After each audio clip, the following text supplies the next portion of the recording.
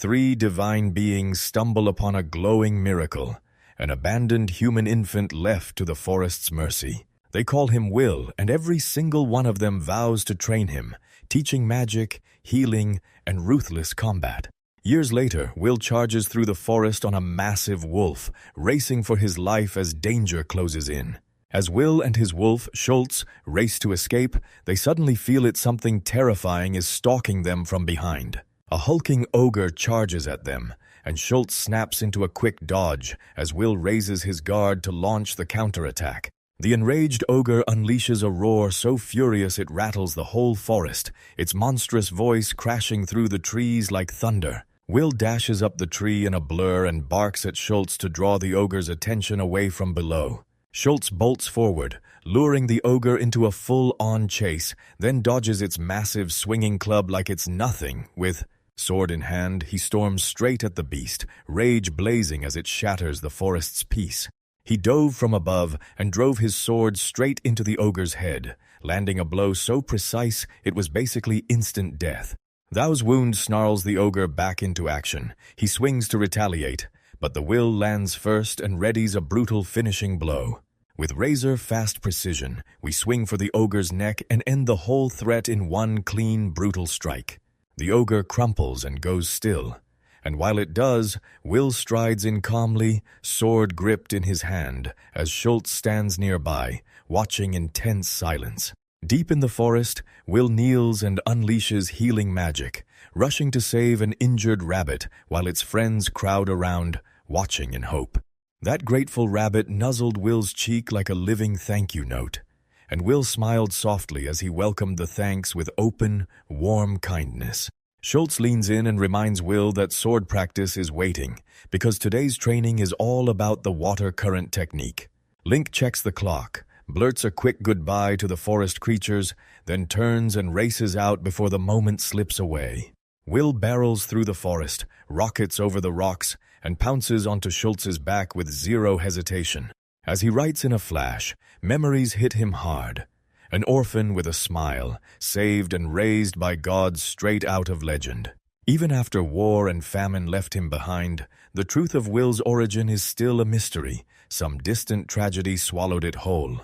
A helpless baby bobbles down the river in a tiny wooden boat, sobbing under the wide, open sky. A hooded traveler spots him, then disappears into thin air right as a massive eagle swoops down to snatch him away. An eagle swoops him down into a highland sanctuary where sword, health, and magic gods rule the land. Table Mountain. The home of gods turns into his cradle, guided by reuse and the god of omnipotence. Will finally makes it home, and the moment he steps in, warm smiles meet him, because he remembers the truth of what really raised him gods. Ronan burst in late, snapped at his students about their timing, and he already knew about the ogre's earlier appearance. Miriam's fierce will settled as she braced herself, and warm praise lit up her words while everyone else argued non-stop over who had trained him best. Tempers flared over who even got training rights, but Ronan slammed it shut, declaring sword practice was next, while he brushed off Miriam's soft offer to heal him. Tensions snapped as all three gods demanded their turn, boxing Will in with overlapping lessons and expectations that slammed into each other. Temptation slid right into the scene, and Ronan dangled a prized dagger in front of Will, using it to light a fire under today's performance. With a grin on his face, Will agreed to train totally oblivious to the jealousy simmering right behind him. A colossal stump slammed into the dirt with a thunderous thud, kicking off the very first moment of the new training task. Ronan laid out the goal in one sharp breath, then drove his blade straight through the whole stump using just perfectly controlled pressure. With laser focus, he drew his blade and let a crushing surge of power build up, then unleashed his flawless, refined technique. Then, boom! That powerful slash split the stump clean in two, and it lit a spark in Will that made his sword mastery surge forward. Pure excitement surged through him as he stood before the stump, desperate to prove he was worthy of training. His blade ripped through the air, energy blazing, then his own technique betrayed him, because the guidance arrived too fast and his swings lost all precision as he chased results. Frustration crawled in as he studied his father's every move, trying to force the right sword form into his mind. Pressure crushed down on him, but then clarity snapped into place. Focus sharpened, and raw energy surged deep in his grip. The strike detonated a sudden surge of power, blasting the air with terrifying force and leaving everyone stunned by what it unleashed. Ronan blinked in surprise as approval came with a simple nod. Then, he immediately agreed to reward Will's brute force effort. That razor-sharp dagger showed up exactly as promised, and Will's eyes lit up. Then he bolted out to deliver it to Schultz. Ronan had demanded a clean cut, yet he watched Will's explosive swing obliterate the stump completely. Grinning like a proud kid, Will lifted his weapon high and showed it off while the others stared, their curiosity sparking louder with every second. A solemn priestess drops to her knees at the divine gate, whispering prayers under towering godly statues that loom like judgment. The earth's great mother goddess listens to the prayer and answers with a blazing, silent divine oracle. Luna Maria gets hit with the oracle's message. Now she's forced to brave the sacred mountain of the gods. Meanwhile, a young warrior hammers his training day after day, swinging a giant fruit like a weapon to carve up monsters in combat. Standing there, calm as ever beside a divine beast, the boy cracks open a letter and feels destiny closing in fast. Will hands Schultz magical fruit, and they settle in for a calm, peaceful meal beneath the soft glow of the light. Filtered through a dappled forest canopy, a soft breeze ripples through the trees, and Will and the Shoals soak up the quiet calm of nature, peacefully together. Schultz watches Will grow right before his eyes, then realizes the kid's packing up, he'll be leaving this mountain soon. Clutching Father Rios's words in his heart, he swore to himself he wouldn't stay up here anymore. He would descend the mountain and become a savior. Even with a heavy heart, I'll take the weight they're handing me. This world needs someone strong enough to stand in front of danger and protect it. Schultz reassures everyone that this mountain's power is unshakable because fierce beasts and steadfast gods guard it like it's their own duty. Will shuts down Schultz's demand to follow, and he reminds him Weiss is still counting on him. They walk side by side for what feels like the last time, and both of them dread that goodbye is rushing closer with every step. He thanked Schultz from the bottom of his heart, swore he'd come back someday, and all the while Schultz kept tugging at him with thoughts of home. Suddenly, Schultz locks onto intruders moving in up on the mountain, a place that's forbidden even to outsiders, and now it's about to get stormed by strangers. That girl's senses snapped into focus. In an instant, she zeroed in hard, catching tiny vibrations no normal human could ever hear. In the eerie forest, strange rhythms echoed as a squad of armored men barreled through, hot on the heels of someone in desperate trouble. Without pausing, Will snapped a command to a bird messenger and sent it flying to warn his parents about the danger creeping up below. Schultz studied the clues so closely that he confirmed her heartbeat was steady, and that meant she probably wasn't the danger they were hunting. With iron resolve, we sprinted to Mount Schultz, ready to step in before any harm could catch the desperate stranger as they fled. Luna Maria tore through the trees, with soldiers snapping shut from behind. A razor-bright blade shot into the air, slicing through the moment like it meant to do harm. With guns all around her, she had nowhere to run, trapped in a deadly corner as the leader dropped a cold, merciless ultimatum. Item, fierce and unshakable, she declared, her life was for the gods, not for any filthy hands. When they cornered her with questions, the attackers laughed in her face, flat out refusing to say who ordered this brutal chase. Steel screamed as blades crashed together, while soldiers sneered at her faith and pressed for answers from the goddess she swore would save her. Luna Maria didn't hesitate. She snapped her fist into the lead attacker's face before he could even react. Enraged by her resistance, the last soldiers barked orders to swarm her and finish her off with sheer, overwhelming numbers. Even with exhaustion gnawing at her, she refused to back down as blades slammed down around her, bloodlust surging from every side. Just before the hit connects, everything goes eerily calm. He stands composed and ready, poised to flip the whole battle in an instant. Luna Maria whipped around as a boy stepped out of the dust, cool as ice, and asked how she was doing. Soldiers froze on the spot. baffled by a kid standing there and a colossal divine beast looming at his side. They don't back off, they sneer at the pair, getting ready to wipe them out on the spot. No hesitation whatsoever. With zero fear, we'll rush in to save her. Luna. Maria agreed, looking at him like a sure thing as she called him Lord Hero. Calm as ice, he warned everyone. This sacred mountain shuts out outsiders, and justice will come down hard on anyone who dares trespass. Will threw out one last chance to back off, but the soldiers snapped back with nothing but blind rage and raw violence. Instead of running, he sized up their armor and mapped the perfect way to punch straight through those crushing defense lines. With razor-sharp focus, he landed a crushing blow on the commander, sending enemies scattering across the clearing like they couldn't even breathe. Confusion exploded the moment his figure vanished. Then panic hit the soldiers because they had no clue he'd already taken out another guy from behind.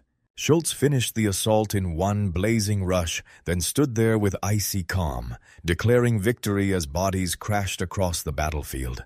Luna Maria flashed a graceful smile of gratitude, while Will leaned in, curious as he demanded what Lord Hero really meant. With a steady, sincere posture, she stepped forward and introduced herself. Luna Maria, priestess of the Earth's divine mother goddess. He'll bring up the teachings of blind priestesses, raised in sacred purity, serving ancient gods that kept the land blessed. She swore her divine mission was real. She was going to find the child raised by gods on that sacred mountaintop. Still, with confidence blazing, she awkwardly denies the title, so confused it's like her expectations hit a wall, while he somehow seems to have no marks at all. Luna Maria swore the prophecy was real, because she truly believed convicted Will was the chosen one, fated to tip the scales between light and darkness. She dropped to her knees in total faith, clutching the goddess's oracle like a lifeline, even while his doubts gnawed at him and chaos raged all around them. They tore into the fallen bodies, and one conclusion hit like a hammer. Those attackers were heretics, dispatched to stop their destined meeting. Schultz held his breath and sniffed the air, because the moment danger screamed through the warning, everyone snapped into full alert mode. Hidden enemies struck again. Arrows thundered down from the trees while a mysterious man watched, visibly furious. With nerves of steel, the mysterious enemy snapped his magical gauntlet to life and swore right to their faces that he'd kill them. No hesitation. Luna Maria blurted a sharp warning, insisting that the weapon's power was deadly and you better not take it lightly or ignore it. Will told her to stay back, but she refused. She lunged into the fight beside him without a single second of doubt. He snapped that her fears were aimed at the wrong target. The swordsmen weren't the threat at all, because something far worse was creeping closer in the distance. Shadows spilled from the sky above, and something monstrous stalked the soldiers in turning sacred ground into total chaos. A towering red scale monster slammed into the battlefield. The ground buckled under its impact, and soldiers scattered in screaming panic. The moment it appeared, shock ripped across every face because everyone instantly recognized it. A crimson dragon, ancient, colossal, and terrifyingly powerful. A colossal dragon slammed down onto the battlefield, and the whole army erupted in panic as soldiers scattered under its terrifying shadow. Even without sight, the girl felt the dragon's power blazing inside the air, and she warned everyone that this wasn't just a monster. It was divine strength. The dragon lunged straight at the terrified soldiers, staring them down and locking eyes with a group that had pushed into its territory. In the middle of dragon territory, knights marched in and recklessly smashed a nearby nest, and that beast vowed revenge with a vengeance. Desperate to stay alive, the soldiers knocked their arrows, torn in two save their duty, or gamble everything on the priestess's fate. Arrows streaked through the sky, but not a single one could break through the dragon's rock-hard, impenetrable scales. One soldier lunged with a magic weapon, but every savage strike just bounced off the creature's armored hide. The dragon didn't flinch. Its glare stayed locked on, and power kept surging as its glowing throat started to blaze. Fear crashed over the knights, and the moment they sensed death closing in, they bolted in panic, scrambling to escape at any cost. Just as the dragon's about to strike, Will yell for Luna Maria to back off and wait. The dragon roared and blasted a towering wave of fire, sending burning breath spiraling straight at the fleeing knights with lethal power. Scorching flames tore across the battlefield, devouring trees, armor, and shrieks in a blinding wall of fire. Now a lone surviving knight shook with terror, stunned by the wreckage, staring at the ruin as dread and disbelief crashed over him. He'll burst out of the smoke, yanking the wounded soldiers with him, and leave everyone reeling at the sheer calm power in his hands. He tore through the air with a warning about the forest's fate, yelling for them to run before the dragon's fire swallowed every last thing. As the dragon's wrath swelled, 2 soldiers were instantly cut down by a brutal blast. He steps into the beast's path, daring it head-on, and declares, "I'm your opponent." Doubt crashed through the survivors like a storm. How in the world could one lone boy stand up to power that terrifying? Luna Maria burst into tears, and Will reassured her calm and certain, like he'd already cooked up a secret plan. Stepping forward, blades first, he locks eyes with the towering dragon head and keeps moving blade clenched in his hand. Not a shred of fear in him, even with that monster looming over the fight. The others held their breath as Will stood alone, his blade blazing with quiet, razor-focused intensity. Channeling his training, he melds sword art with enchantment, forging a deadly spell in an enhanced dagger. He slammed out a command so fierce it fused wind and ice magic into one brutal, game-ending blow. Will dove straight at the dragon and unleashed a freezing wave, freezing its flames and the whole moment in time. The dragon's flames died mid-air, its terrifying roar getting yanked to silence as frost swallowed its monstrous throat whole. Massive sheets of ice rocketed upward and snapped shut around the roaring dragon, cutting off its fire the instant it hit. Gasps followed in a shocked wave as the warriors and priestess watched that frozen behemoth topple crushed by Will's final, sweeping strike.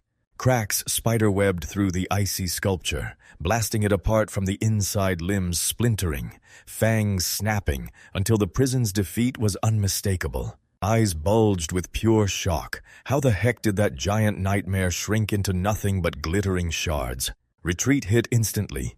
Fear slammed harder than pride as soldiers ditched the fight, whispering in panic about the mysterious Lord Hero. Her hands shot up to peel away the blindfold, and when it fell, calm grace revealed itself like all those years of hidden sight had been waiting to shine. A soft smile blossomed on her face as she reintroduced herself, driven by divine duty and glowing with purpose. She lifted her eyes with fresh hope, stepping closer and whispering to the warrior, "What's your real name?"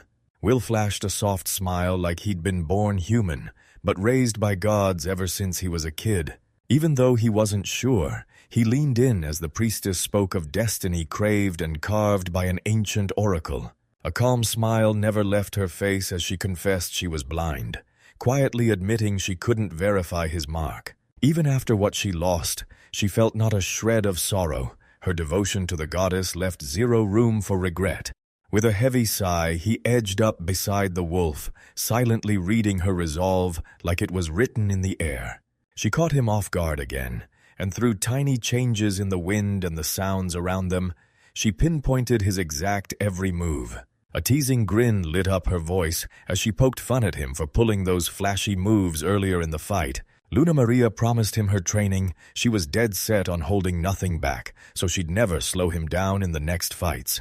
With a steady voice and a hopeful gaze, she urged him to team up and help save humanity. He stopped beneath the trees, stunned because his plan was already set to bail off this mountain any minute now. Memories of his divine guardian crashed back in, and he remembered just how hard they fought to keep him from being taken. A wild vision hit him, his overprotective gods erupting in violent protest, refusing to let him even think about traveling. Luna Maria vowed to win divine approval herself, boldly declaring she would be his loyal underling, no one else, just her. Together they charged forward, starting the trek toward Will's divine guardians, yet still shaking, because nobody knew what was waiting around the next turn. Right before they left, he froze, stunned as she slipped that blindfold back into place. When she heard his honest words, a soft smile lit up her face, and she agreed if he wanted, she'd let him see her eyes. Her kindness caught him off guard, and he scrambled to hide a blazing blush because those feelings were brand new to him. Next, fingers intertwined, they stride toward the divine realm, where Will's godly parents are waiting like destiny itself. A tiny bird swooped in and chirped their arrival to the gods, snapping everyone to attention with bright, urgent cheer. Inside the sanctuary, divine tension snapped in the air as Will's guardians geared up to test the girl's worthiness face to face.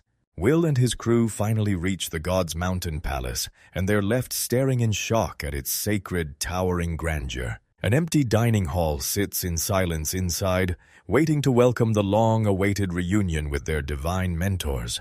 Two terrifying gods materialize out of nowhere, their presence rattling the air as unreadable, razor-sharp eyes lock in on everything. So the goddess strides ahead, divine power roaring through the air, crushing everyone under her insane spiritual pressure. As sacred energy surges down the corridor, the guests finally get it. These deities truly raised are real, and they're right here. Will slips in with a respectful bow, hurrying out an apology to a maiden sworn to the goddess, and owning up for barging in without a word. A cold, stern god steps up to her face to face, pressing her hard for the truth behind why she came for the chosen one. No hiding, not a second of doubt. She speaks with ice-cold calm, vows her loyalty, lays out her real intentions, and flat-out rejects the idea that she's trying to seduce him. The goddess erupts in rage, shutting down every attempt to rip Will's loyalty away from her divine purpose. Tension snaps in the air as everyone loses their minds arguing about kisses and love, while the maiden's real devotion gets completely misunderstood. Flushed red, Luna Maria blurts that she'll say yes to anything if you and I truly want it enough for him.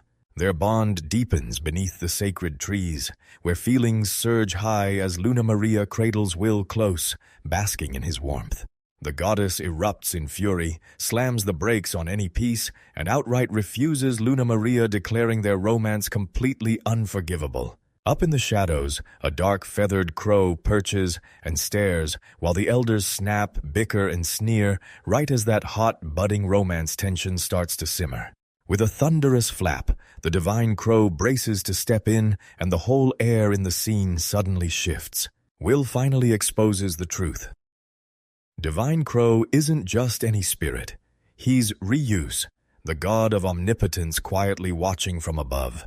Rio grills Luna Maria about her real motives. Then, Will confirms it. She's actually willing to leave the mountain with him. Luna Maria fires back that her job is to back Will up right there with him as he explores and finally starts to understand this world. With tears in his eyes, he blurts out that Luna Maria is his very first human friend, and he begs for her to stay right beside him on the journey. Even with protests flying, Ryu finally agreed to hand the decision to Will, giving him the freedom to choose. Even with nerves gripping him, Will's guardians sound the alarm, warning him about the world's brutal dangers and pushing back hard against him leaving. Luna Maria steps up with fearless confidence, swearing she'll shield Will from evil, and she faces God's resistance head-on with pure, unshakable determination. The gods throw down the gauntlet, and this duo has to clear a brutal trial to win the right to travel. Even with the divine looming over her with threats, Luna Maria steps in with fearless confidence, signing on knowing she'll prove her resolve.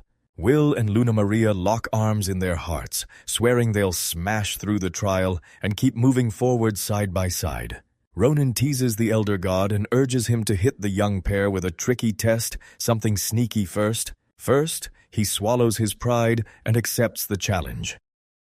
Then the elder snaps into action, casting magic that brings up floating cups of glowing, enchanted water.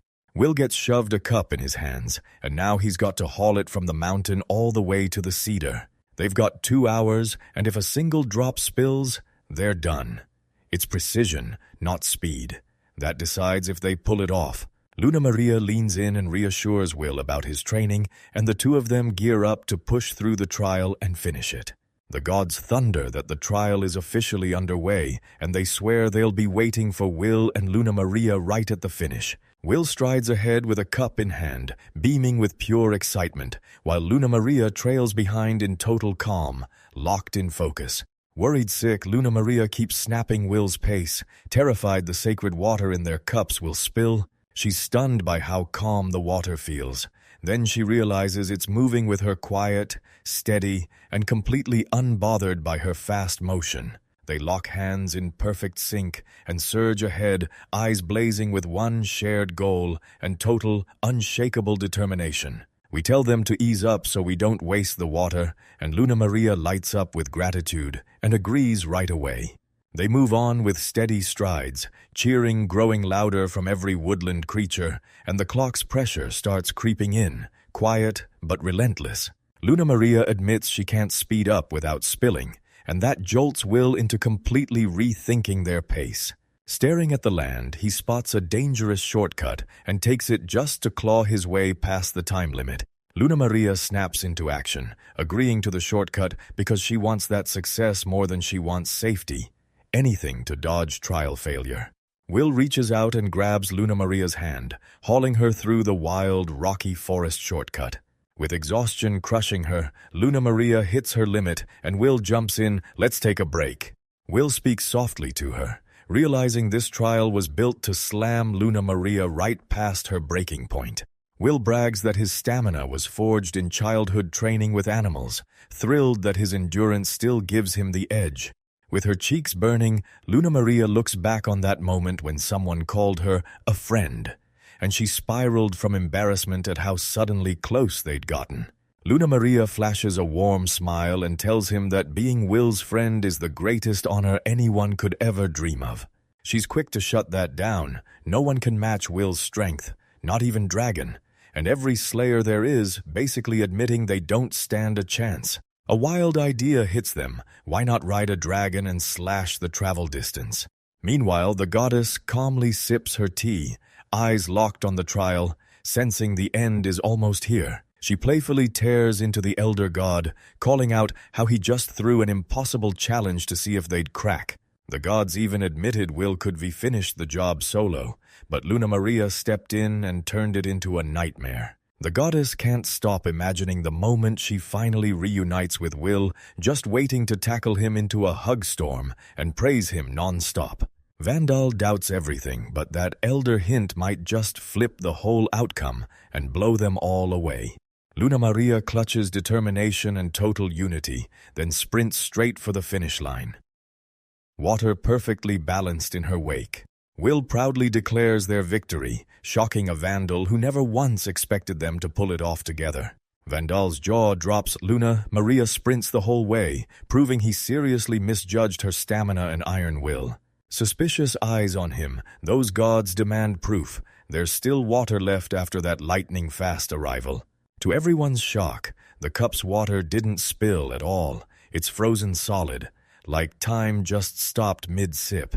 Will cleverly use Dragon, blast it with freezing magic, and turn the whole challenge into a deadly sprint test. Even with that look of awe on their face, the elder snaps back that the cup still has to be handed over to finish the job. Will hones his magic, stares dead into the moment, and starts bending the water inside both cups with his power. The old man sips the transformed water, flashes a satisfied nod, and declares it incredibly well done. Will and the girls celebrate because they pull off the first trial together just like they were told.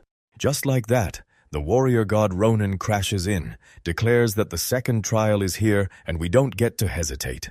A colossal sword slams into the earth with a thunderous boom, and just like that, the god of swords challenge kicks off. A colossal magic circle roared to life, ripping raw energy into the air like it had a will of its own, and Luna Maria and the others braced themselves, nerves on fire. Vandal slammed his towering training golem onto the field, roaring that the next brutal trial was here, while everyone tensed up and braced for impact. A swordsman hauls out Vandal's gigantic stone golem like it's a challenge, and Will plus Luna Maria have to react right on the spot. They fall back to plot their next move, and Luna Maria tears into the challenger, sneering that he's nothing but a simple-minded brute. Will grinned with full confidence, convinced the challenge was fair and fired up to beat it with her, side by side. The swordsman lays down ruthless rules. His Will can only swing a sword against that golem. Will challenges the rule, but he still buys the belief that a sword won't change his odds anyway. A bombshell announcement hits the crowd suddenly. The priestess is the only one permitted to fight the golem. Will reels in shock at the brutal restriction, while the swordsman dares the priestess to prove her real battle power. He smirks, sizing up the priestess like, "Do you even know how to swing a sword right?" The priestess calmly reveals a hidden sword, calling it weapon training, because protecting her sacred duty is the whole point. She drops her blade like a mic drop, and the swordsman can't deny it. Then he jabs her for overreacting. The swordsman sneers at how brutal the trial is, but her followers snap back. Someone has to stand between them and Lord Will. With Luna Maria blazing with determination, she charges ahead, shouting that she'll take on the challenge with everything she's got. Will hesitates to speak, staring at her in silence, desperate to help, but he can't find the right words. She swears she'll bring victory in Lord Will's name, and the swordsman raises his arm to kick off the match. A lightning-fast slash and a booming command boom, the fight is officially on as the golem charges in. The golem crashes down like a wrecking ball, and Luna Maria instantly slips out of the way, then rockets forward with zero hesitation. Luna Maria barely slips out of the way at the last second, riding instinct and momentum to dodge the golem's crushing strike. People say she's blind, but she hunts every attack by sound, alone sliding out of the way with laser-precise dodges that leave everyone stunned.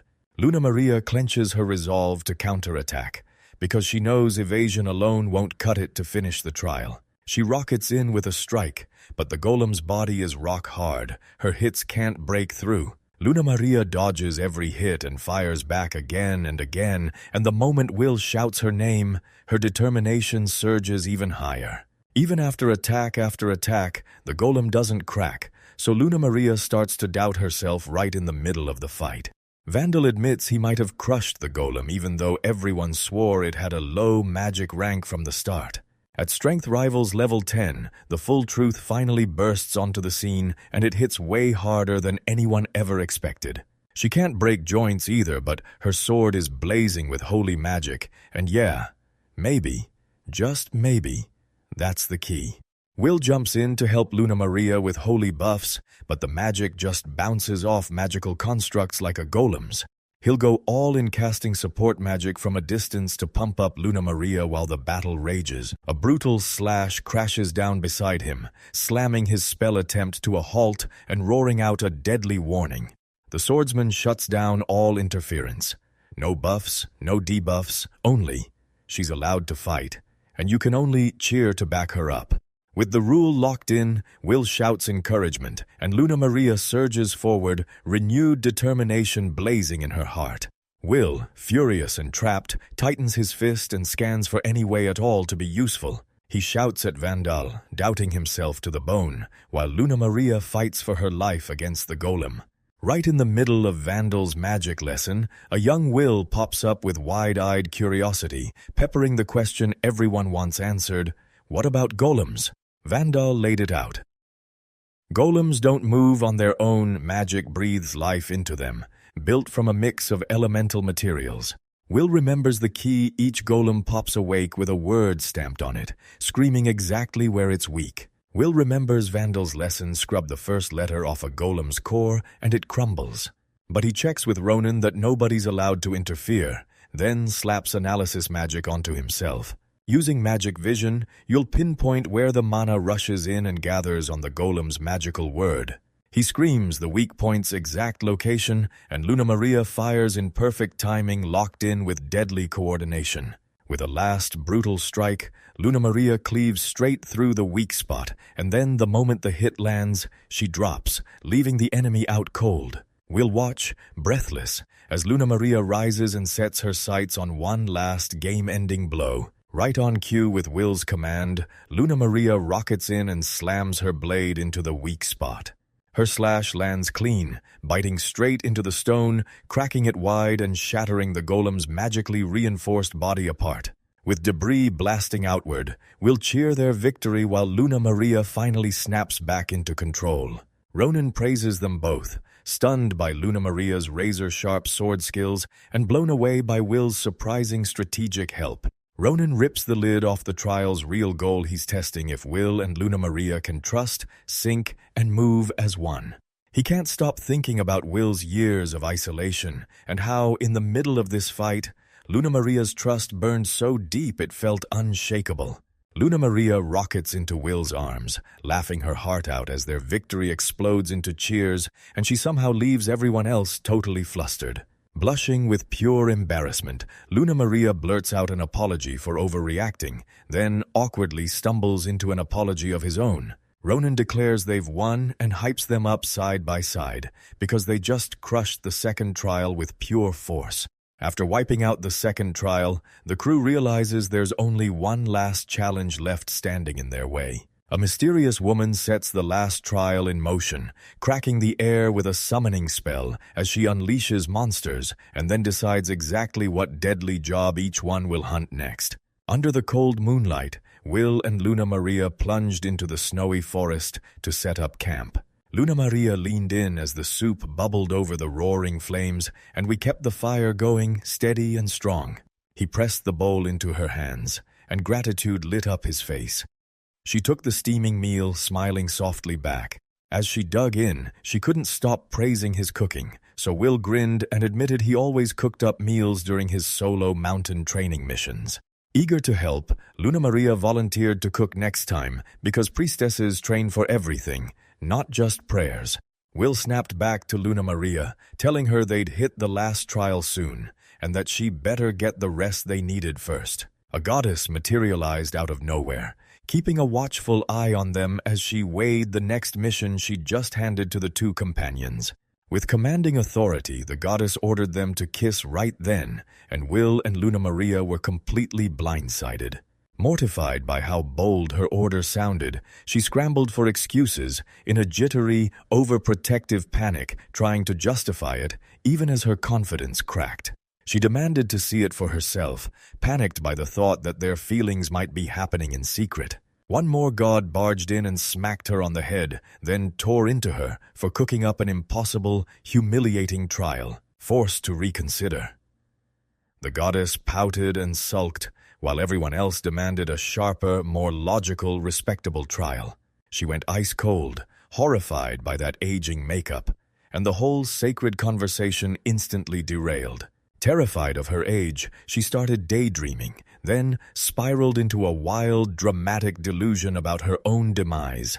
She redirected, then asked for herbs made for skincare, and Will and Luna Maria snapped up the fresh, sane trial right away. Their celebration died the second they found out the herbs only sprouted right by the dangerous northern dragon's lair. A rare holy orchid blooms only once in a blue moon, guarded tooth and claw by dragons, and the Will has to snatch it and deliver it by tomorrow at noon. Will grabbed that dangerous mission with steel in his spine, and Miria signed off with a playful, knowing smile. At dawn, Luna Maria stood alone at the grave, her lips moving in a silent prayer as their mission finally took shape. Will jolted awake under the trees, his mind already racing as he braced for the deadly job waiting for him today. After wrapping up their morning routine, Will and Luna Maria raced to the foot of the mountain, staring down the cavern entrance. Inside that tight cavern, they crept forward with their guard up, and the echo told them this place was smaller than they'd ever imagined. Will laid out Vandal's intel. Vandal's dragon didn't just hide anywhere. Its true lair sat deep near the very top of the mountain. They dig into the dragon's wandering ways, warning you how deadly they are, and how no one can ever really tell which species is sleeping out there right now. They pushed deeper into the cliffs with zero signs of danger, and they prayed luck stayed on their side as they hunted the orchid. No orchid anywhere in sight, so they decided to dig deeper, right as the danger started creeping higher. That strange floral scent hit out of nowhere. Then, boom, we're yelling as an ambush crashes through the rocks. A colossal blue dragon slammed into the scene, roaring like a storm, its brutal power rattling the ground under your feet. The dragon lunged in a heartbeat, blasting destruction with every roar, and Luna Maria spun aside just in time to dodge its explosive breath. Dust and debris explode from above, battering them but not breaking them. Now they scramble to regroup while the chaos roars around them. Will blurted in panic, but Luna Maria shot back that she was totally unharmed. As Luna Maria struggled to catch her breath, the dragon's gaze snapped onto her exposed opening. With terrifying speed, the dragon dove straight for Luna Maria as she braced to defend herself. Will dug in his stance, narrowed his eyes, and poured pure power into the moment as the dragon barreled forward at full force. Sensing Will's intent, the dragon snapped into hesitation, mid-air flapping upward instead of committing to that fatal dive. We braced to throw up a defensive barrier, praying that dragon wouldn't slam into Luna Maria again. She yelled for him to stop casting before the dragon got curious or the orchid got caught in the blast. She trusted her gut and lunged forward, determined to crush the threat before it could blow up any bigger. With a thunderous roar, he exploded forward and slammed a straight punch into the charging dragon's exposed side. Luna Maria screamed Will's name as the earth detonated, then he slammed into the dragon in mid-air. The whole mountain shuddered as rubble rained down from Will's brutal clash with the blue dragon. Bloodied but still upright, Will gritted his teeth, yanked out his blade, and charged his gaze into the dragon as it twisted its stance. He declared the mountain sacred and demanded the dragon vanish peacefully because he wasn't about to let more blood spill. Once he got through, the dragon launched into the sky and Luna Maria sprinted ahead, finally breathing easy because Will was still alive. Will reassured her in a low, steady voice, standing his ground even after the fight. And just like that, the threat finally slipped away. Luna Maria finally breathed out. She confirmed the scent, and they went back at the nearby area with way more focus. They stumbled on the holy orchid, bursting with life under a halo of glowing light, perfectly untouched while the chaos raged all around. We'll stare at that lone flower. Stunned, it survived the battle without a single bruise. With bright, hopeful smiles, they knew that getting it to Mother Miria would finally seal the trial. Together, they clutched the flower proof of courage, pure teamwork, and crushed the mountain's trial on the road to victory. They agreed to bolt right then, because if Wary and the other dragon came back, there'd be no escape. Together, they burst out of the mountain depths, chasing the last of the danger until the sky opened up and the clouds of fear finally cleared. Sunlight blazed overhead as they laughed, praised each other non-stop for spotting the orchid and for making it out alive. They couldn't wait to hand over the flower and claim the god's blessing that would seal their journey. As they pushed ahead, a majestic stag burst into view, standing like a heavenly omen and silently blessing every step of their journey. Max the deer suddenly bursts into view. Will freezes in shock while Luna Maria stays cool and introduces him like it's totally normal. "He's my friend." Max shoots a warning to Luna Maria about looming danger, and when Will hears that Max can actually talk, he's slammed with shock. Will and Max lock eyes, and in that silent stare, they both feel the same looming danger. Something's coming, and they know it. Will realizes Miria's trial was a setup, and both of them explode into stunned, furious shouts. Max stands there, and right in front of him, Will and Luna Maria brace themselves because the real trial is kicking off again. Will and Luna Maria finally realize Maria's trial wasn't a fight at all. It was a test of empathy, built to push them into something deeper than understanding. Sensing something urgent, he stepped back, and that sudden shift jolted Luna Maria as strange movement churned inside the bushes nearby. Will steps up to Max the beast, lost in thought, then softly reassures him with a calm pat. Max learned his newborn daughter was gravely ill, so he tore into the world hunting rare herbs, anything to claw her fragile life back from death. They finally clock it. Max has to drag the holy orchid out of the perilous dragon's lair to heal her. Will shuts it down. Miria sent Max, plain as day, proving this trial was rigged from the start with a much darker plan in mind. He finally gets it. Miria planned every step, and she knew Max's crisis would rip their hearts wide open, not just their strength. Will fires questions at Max about his daughter's condition, torn between cold logic and the gut punch of Miria's brutal expectations. They've got to use the sacred flower right now, or risk running out of time and crashing before they find another. Will snaps his gaze to the sky, fighting the clock because he knows the very next choice will decide everything. Will clenched his fists in the blazing sun, feeling the final decision slam onto his shoulders because the weight was all on him. Meanwhile, a calm woman sweeps her floors inside, totally clueless about the chaos brewing outside. Shay wipes the blade clean with steady hands, trapped in routine as the tension keeps climbing higher and higher. She blurts it out while scrubbing her adult son's room, and somehow it still hits her cleaning up after him feels weirdly, sweetly, motherly. A gruff guy catches the conversation, grunts in annoyance but can't help smiling, and then recounts how even dirty, grime-streaked days still somehow feel warm. Ronan rummages through Will's stuff, cracking jokes about secret treasures while teasing him over those painfully embarrassing woodblock prints. She slams into him with a vicious hit, demanding answers because the moment she finds anything, she'll pin it all on him anyway.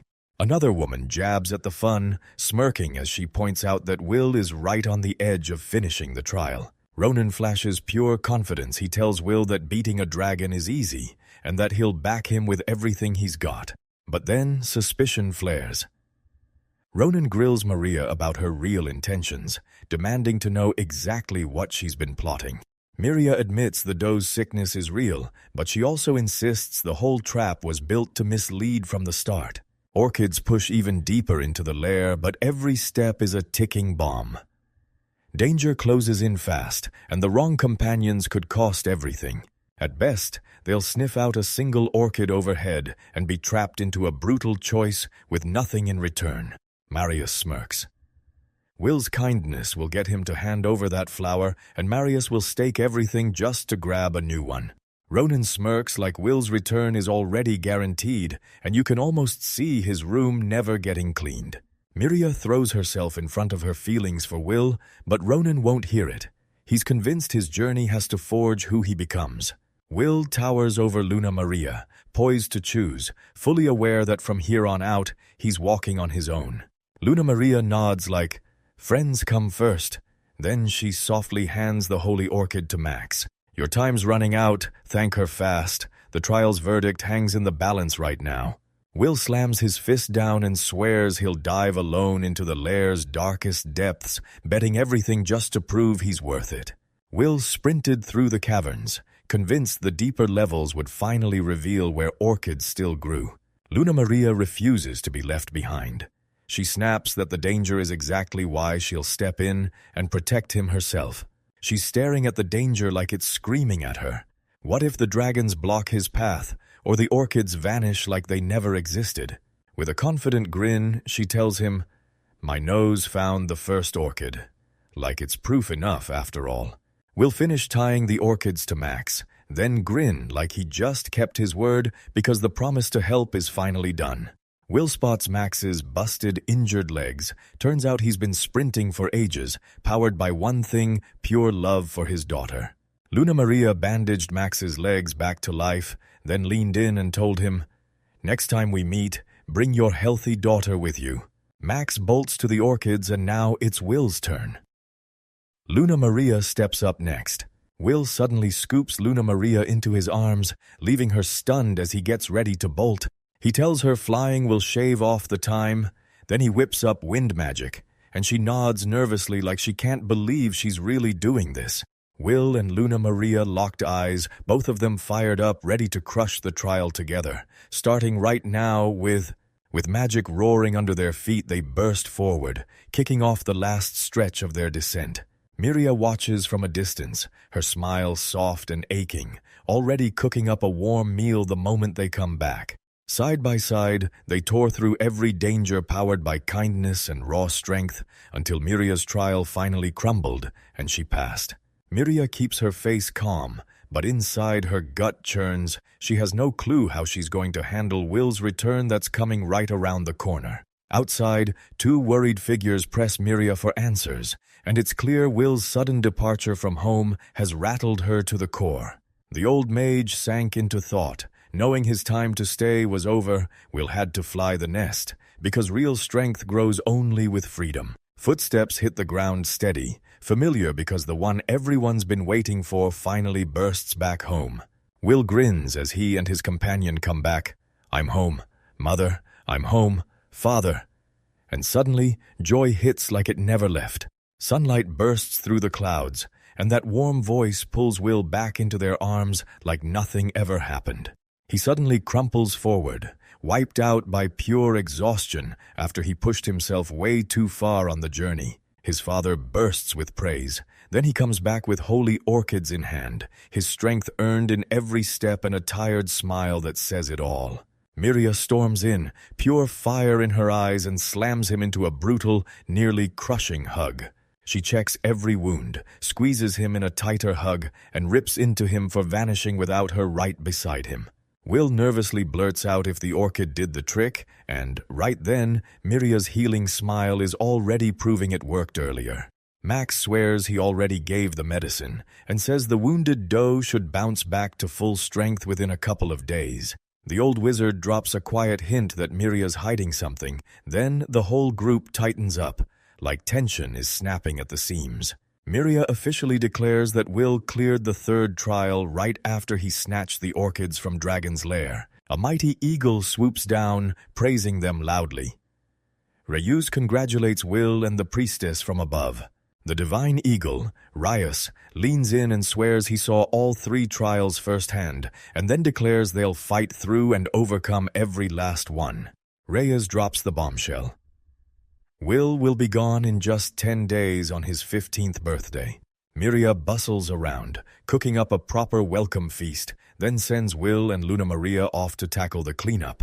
Secretly, rumors of Miria's wild cooking jokes flew around, but somehow he ends up loving her herbal, infused, mysteriously strange meals. Will's told to kick back and savor the next 10 quiet days at home.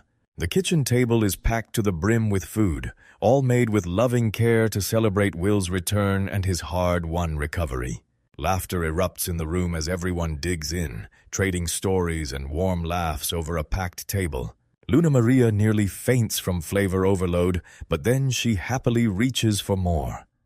No hesitation, no worries at all. That night, the house falls silent as he leans at the window, his eyes locked on the moon, already weighing the tomorrow that's about to change everything. Ronin throws their will into brutal training, then rips into relentless sparring with every last second they've got before they leave.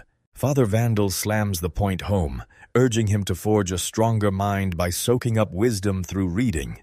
When Will asks for travel books, Vandal blasts him with recommendations too many at once, crushing the young hero with pure information overload in seconds. Will vowed to put every scrap of knowledge he'd learned into action, honoring every last lesson from his magical father. Later, beneath a sky full of stars, Will finally slip into a warm bath, soak the tension away, and unwind before the journey starts. Miria struts in like she owns the place, grabs the chance to wash his back while Will freezes, totally shocked and flustered by her audacity. Miria gently washes Will's hair, cooing about how it gleams, then teasing him with pure, overprotective mom love. She leans in close and reminds him, "Don't forget to take care of yourself," even as he heads out to travel far beyond their mountain home. Maria pushes Will to come back because if the road gets too brutal, this place is waiting to be his safe haven. A brand new friend hugs Will's gratitude and thanks him for stopping by. Then they click instantly as he shows her the heartbeat of his homeland. Will stares at nature like it's talking back rivers, trees, and wild winds, and he treasures every memory that made him who he is. With soft forest creatures all around them, Will and Luna Maria soak up their final moments on the mountain like it's their last breath of freedom. 10 days later, the god's disciples lock in for the big, long-awaited day when Will's finally leaves. Will cinches down his gear, locking his mind and body in place for whatever waits outside their divine sanctuary. On his 15th birthday, he'll thank his guardians, then he'll sprint straight onto the path fate picked for him. With hope blazing and nerves electrified, Will kicks off his journey by leaving the sacred mountain behind and stepping straight into the wild world. Will and Luna Maria push north through the forest, then they start doubting everything. because that vague direction and purpose feels way too fishy. Luna Maria confirms there's a real destination out there, and yeah, this is his first trip past the mountain. They stride through lands ruled by the kingdom of Midawa, kicking off their journey at the base of Table Mountain. Luna Maria drops the truth. Our path leads straight into Midua's forest, because a holy sword is waiting the moment we step in. His sword drives straight through the sacred boulder, and Will realizes this legendary trial could decide his destiny. Will stares at the book's prophecy, and Luna Maria swears it only the sword hero can draw it. Luna Maria swears that divine guidance brought them here, and she pushes them forward anyway, even as that endless road stretches in front of them. They call it a break, roll into a nearby village to stock up on supplies, and recharge their strength before the next fight. Will confessed that Luna Maria was the first human he'd ever met, and the connection left him feeling truly honored. She tells him they won't be hitting any big cities, just scattered villages, as they push north together.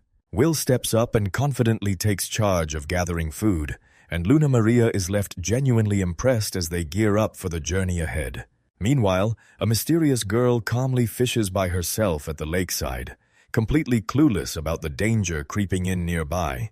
She hears something lurking in the bushes and instantly panics, convinced it's a wild animal. Clutching her weapon like it's life or death, she roars at the darkness to drive the unseen threat back into hiding. But to her shock, it wasn't a beast at all, just Will and Luna Maria bursting out from the cover. She laughs in relief, admitting she got spooked because she's just out here fishing by the lake. They settle in and trade wild stories, and she's shocked to run into travelers right there, deep inside the forest's reach. She spills her plan to nab the lake's king so the legendary sword hero can finally get his blade. With a bright, fearless grin, she announces right in the face of her youthful, gentle look that she's the sword hero's loyal servant. Will hums with quiet awe, his curiosity sparking as he can't wait to meet this mysterious sword hero. Luna Maria freezes. She didn't expect the girls to be alone, and when she asks what's going on, she reveals the sword. Hero is waiting outside the forest. The girl snaps back that she's trusted, saying with total confidence that the hero knows she's strong enough to act on her own. Driven to prove herself, she flicks her fishing line out and sets her sights on the lake's king. Suddenly, the lake tears apart, something huge lunges out and explodes into violent motion after the girl dares it. She strains against that brutal pole and blurts, "It's him, the king I've been hunting." A colossal fish rockets out of the water, and right before their shocked eyes, its massive body fully reveals itself. The girl snaps and calls it Koiteru. This monstrous fish is bigger than all of them combined. Will begs her to let it go, but she clenches her resolve and refuses to back down. Exhaustion screams at her, but she fights back with pure fury. Then her grip clenches harder as the fish yanks her straight toward the edge. She gets yanked into the air with terrifying force, clutching at nothing as panic spikes because she just realizes Kohitiru could swallow her whole, alive. The girl screams for her hero and then storms forward with her sword out, ready to jump in and save the day. Will rockets upward and snags her in midair, leaving her frozen in shock at how insane that rescue flight was. Choked up with emotion, the girl fights back tears as she earnestly thanks Will, her gratitude spilling out like pure admiration. She offers him a reward, and he shuts it down fast, just relieved he got out safe. Luna Maria watches her fishing rod snap in her hands, while Koitaru's massive size makes him impossible to reel in and control. Lynx finally agrees to head back to the hero, then Will and Luna Maria step in, begging to go with her. She made the introductions fast, clear, and official, swapping names like a promise. Then she went ahead and called herself the Sword Hero's servant, and Will finally introduced Luna Maria as the Earth Goddess's priestess. Lynx boldly assumes Luna Maria is his servant. Then Luna Maria laughs, corrects him with a smug smile, and soaks in all that loud, fired-up admiration. Lynx leans in and asks if Will's a wizard. Will snaps back that he's not, insisting he's just some nobody. Link throws his head back, laughing at what he's just heard, stunned that anyone could even survive up on the God's Mountain. Luna Maria is sure Will's name will explode through the world, and Link swears up and down that the sword hero's blade skill has no equal. Link's nose catches the scent of blood, warning him of danger ahead, and he shouts for everyone to rush toward the sword hero's campsite. Link races ahead, yelling for Will and Luna, and they huddle closer behind him, spooked as metal clashes ring out. Aga Goblin gets viciously cut down in an instant, then Will and Luna Maria burst in right on time to witness the brutal clash. A pack of goblins tightens in, closing every gap yet. Fangirls go wild because the sword hero just rips through the enemies. The armored warrior laughs in their faces, mocking the goblins for rushing in and not realizing just how terrifyingly powerful he is. He's hemmed in by enemies, then he spits a warning. Nobody's walking out alive. And now they've finally stepped out of the shadows. Calling himself Lord Levine, the sword hero, he steels his resolve and prepares to take on the goblins solo. Will and Luna Maria show up, stunned and blown away by the fearless figure standing right in front of the horde. Levine surges forward. This is when the legendary sword hero's power finally explodes wide open in battle. Levine stood alone in front of the goblins and declared himself the sword hero, no fear in his voice at all. Will and Luna Maria burst in at the last second, right as Levine stands fearless, glowing with a battle aura that lights up the whole battlefield. A pack of mysterious girls burst out and cheered for Levine, and their sudden appearance left everyone totally stunned and confused. Lynx charged straight at Will and Luna Maria, and relief hit them like a wave when those familiar voices finally cut through the noise. Lynx quickly dodged the apologies and leaned in with eager urgency, firing off, "Did you see Levine's strength?" Will and Luna Maria stared at Levine's grace, getting caught off guard by his androgynous charm and that youthful, polished look. One girl raved about Levine's sword skills, swearing his blade could cut through rock and even nick birds out of the sky mid-flight. Levine snarled at the enemy force, furious they dared crash dinner with a 30 on ambush. With cheerleaders roaring behind him, Levine snapped at the others to stay back as the battle erupted. "Man!" Levine snarled at the enemy's hesitation, then exploded forward, shearing through goblins with terrifying speed and razor-sharp, flawless swordwork.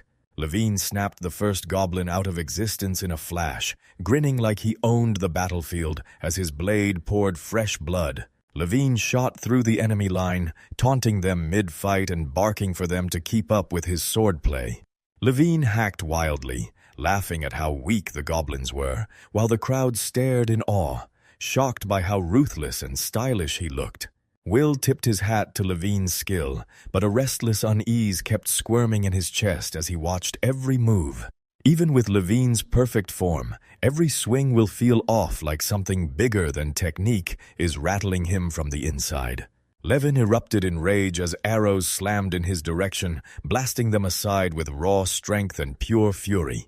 Levine got ambushed and slammed with panic as goblins latched onto him, clinging so tight they wrecked every swing of his sword. More arrows tore through the trees, slamming Levine hard while the girls screamed desperate warnings. Will dove in like a blur, yanked Levine out of danger with his shield, and hacked the arrows out of the air so calm, so fast, it was terrifying.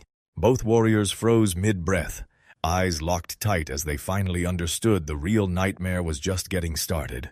Will and Levine fell into position side by side, blades up and perfectly in sync. Then they shocked the whole room with moves nobody saw coming. Levine snapped into a hostile rage, grabbing Will's identity out of him while pressing her sword right against his throat. Will blurted out his plan with shaky nerves, telling them he'd run into Lynx by chance and he'd only come to help. Levine gritted her teeth but agreed to let Will protect her as long as he stayed under her rules. With enemies closing in, Levine slammed forward and warned Will not to get in her way. "We're going to spot Levine's blind spot, slip in behind him, and start plotting our next move, taking care of anything he throws at us from the rear." He snapped out a razor-smooth slash and cut down a whole pack of goblins in one clean sweep, deadly, effortless, and precise. Levine snapped around in shock, stunned by Will's smooth swordwork and the way he suddenly showed up like a force of nature in the fight. Spectators huddled in stunned whispers, totally confused, wondering if Will was about to steal the spotlight from the hero. Lynx and the others erupted into cheers, shouting that Will's hidden power was real and pushing him to crush the enemy. Lovey hit a breaking point. She couldn't believe Will jumped in out of nowhere, and his protective move landed like a personal insult. A goblin lunged at Levine with reckless fury, smashing through her defenses with shocking speed and aggression. Levine will mow down enemies in the blink of an eye, then slam on the brakes to read the battlefield as it explodes around them.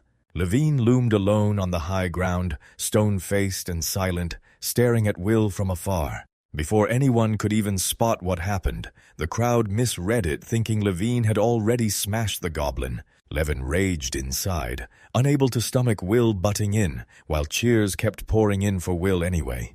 Suddenly, a goblin came out of nowhere and slammed into Levine before he could react. Will cut through the goblins with razor precision, while Levine stood frozen in place, his growing frustration and pure disbelief swelling by the second. He backed away by himself, putting distance between him and everything, torn between facing the truth or swallowing his doubts in silence. The crowd totally misread it, assuming Levine's silent exit meant unstoppable power and crushing victory. As the goblins bolted, Levine roared for them to come back, screaming about justice while Will tightened his grip on restraint. Sweat slicked his skin. Levine clicked his tongue in pure frustration, rattled by the result and furious at his own pride. Luna Maria stepped up and introduced herself and Will, while another girl fawned over Levine's efforts like they were heroic just like always. Lynx swallowed her pride, apologized for failing to catch the beast, and came back empty-handed, teeth clenched with pure regret. Levin tore into her for failing, but Luna Maria fought back, praising Will's courage for pulling her out of danger. Will braced for Levine's brutal judgment, fired back to defend Lynx, and then admitted the terrifying truth she'd only survived by the skin of her teeth. Levine's fan club exploded with fury, blasting Will as arrogant for daring to question their sacred sword hero. Levine yanked his blade free and declared loud and clear that he'd settle this the only way, by fighting. Cold fury surged through Levine as he taunted Will into a duel, cornering him into a choice with no room to breathe. Will gets locked in a face-off with the legendary sword hero, and before he can even breathe, a high-stakes duel slams into action. Unfazed, he just nods and accepts the duel on the spot, ready to slam the god's power into the world and prove how strong he's become. Luna Maria bursts in mid-moment, yanking Will out of the fight before it even starts, panicked by the fact he suddenly decided to duel. Even after her warning, people cling to his training, hand-wave away the sword hero's massive reputation, and believe in him anyway. Luna Maria studies the duel's chessboard, hunting for the perfect way to steer the outcome, and she's scared that if she makes it look too easy, trouble will come running. The sword hero just seconds from turning it down, but pride and raw curiosity slam the brakes. Then he accepts the duel. He strides forward with unstoppable confidence, soothing Luna Maria as the sword hero's patience shatters from all that waiting.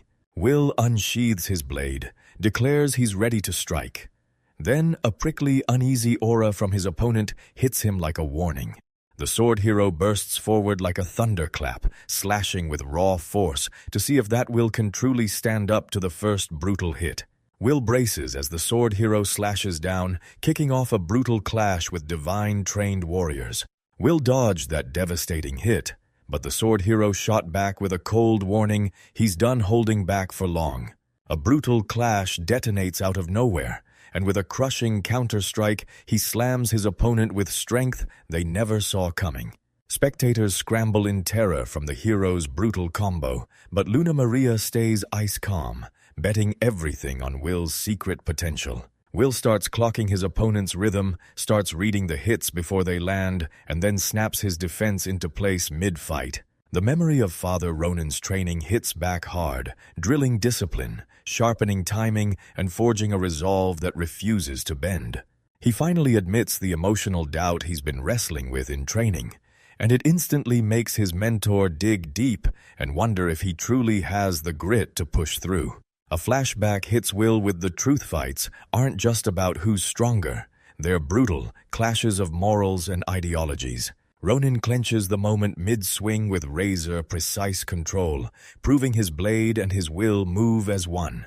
Will learns that determination turns into power, but when his emotions start to wobble, it leaves cracks for his enemies to smash wide open. Wiped out but wide-eyed, Will starts reading emotions through swords, clocking his opponent's will the moment blades clash.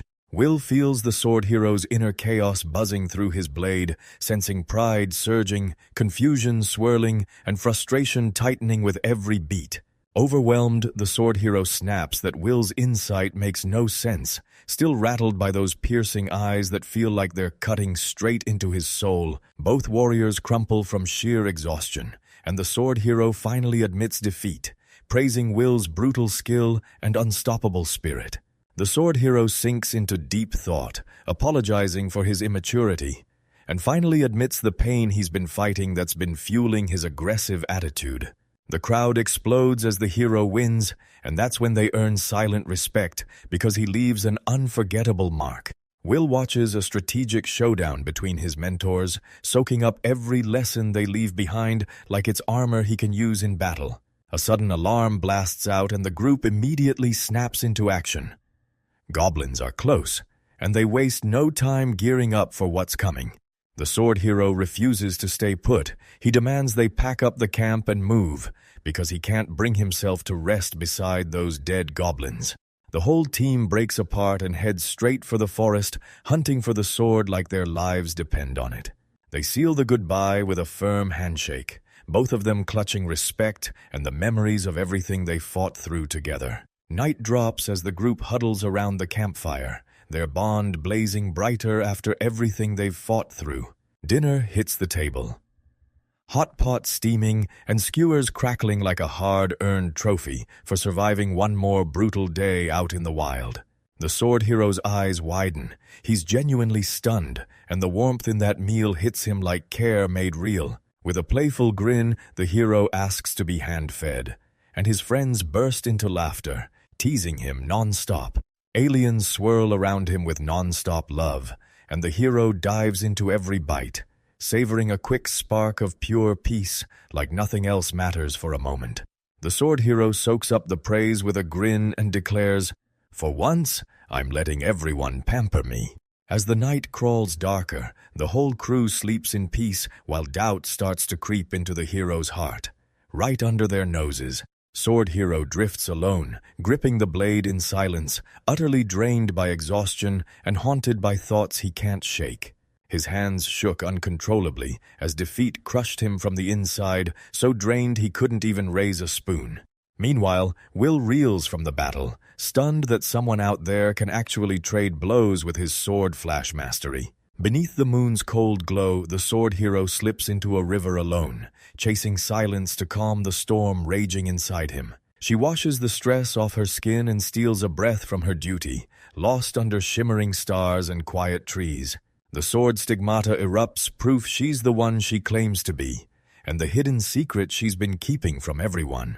Her real self finally bursts out because this woman has been trapped living as a man, all for the sake of family honor. Even with all the confidence and training, she quietly starts doubting herself, her strength, her purpose, and who she really is right under the surface. Alone in the water, the sword hero drifts in eerie silence, letting the moonlight pour over her like a spell. She replays Will's words about the holy sword, and bit by bit, feeling creeps back into her body. Staring up at the moon, she can't shake the feeling that real power and maybe destiny are waiting for her just beyond the road she's on. At sunrise, one step hits the ground quiet, stubborn resolve pushing forward even while the weight of hidden burdens digs in.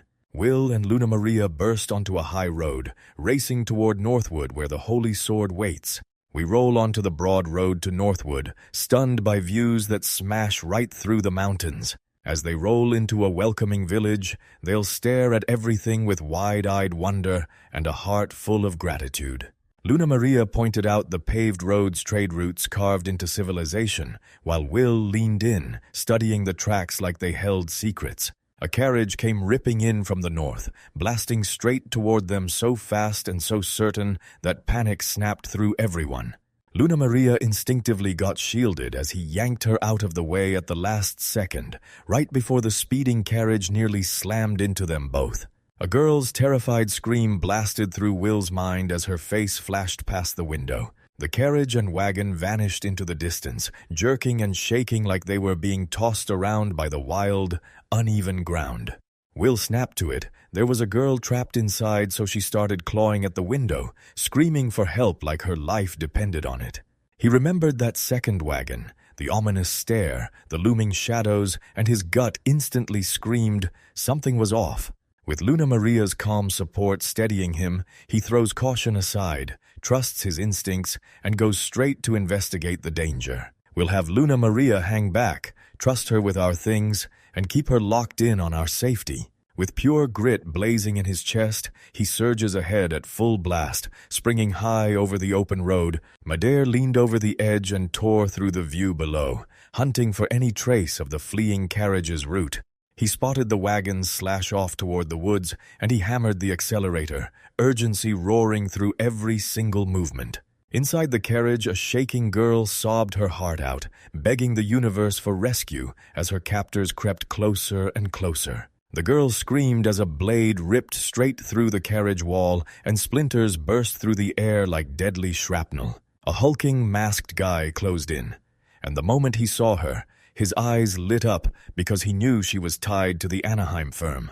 He shot his hand forward with a cold stare, insisting it wasn't personal, just the job. Suddenly, a blinding shockwave ripped across the sky overhead, jolting the girl and the attacker at the same time.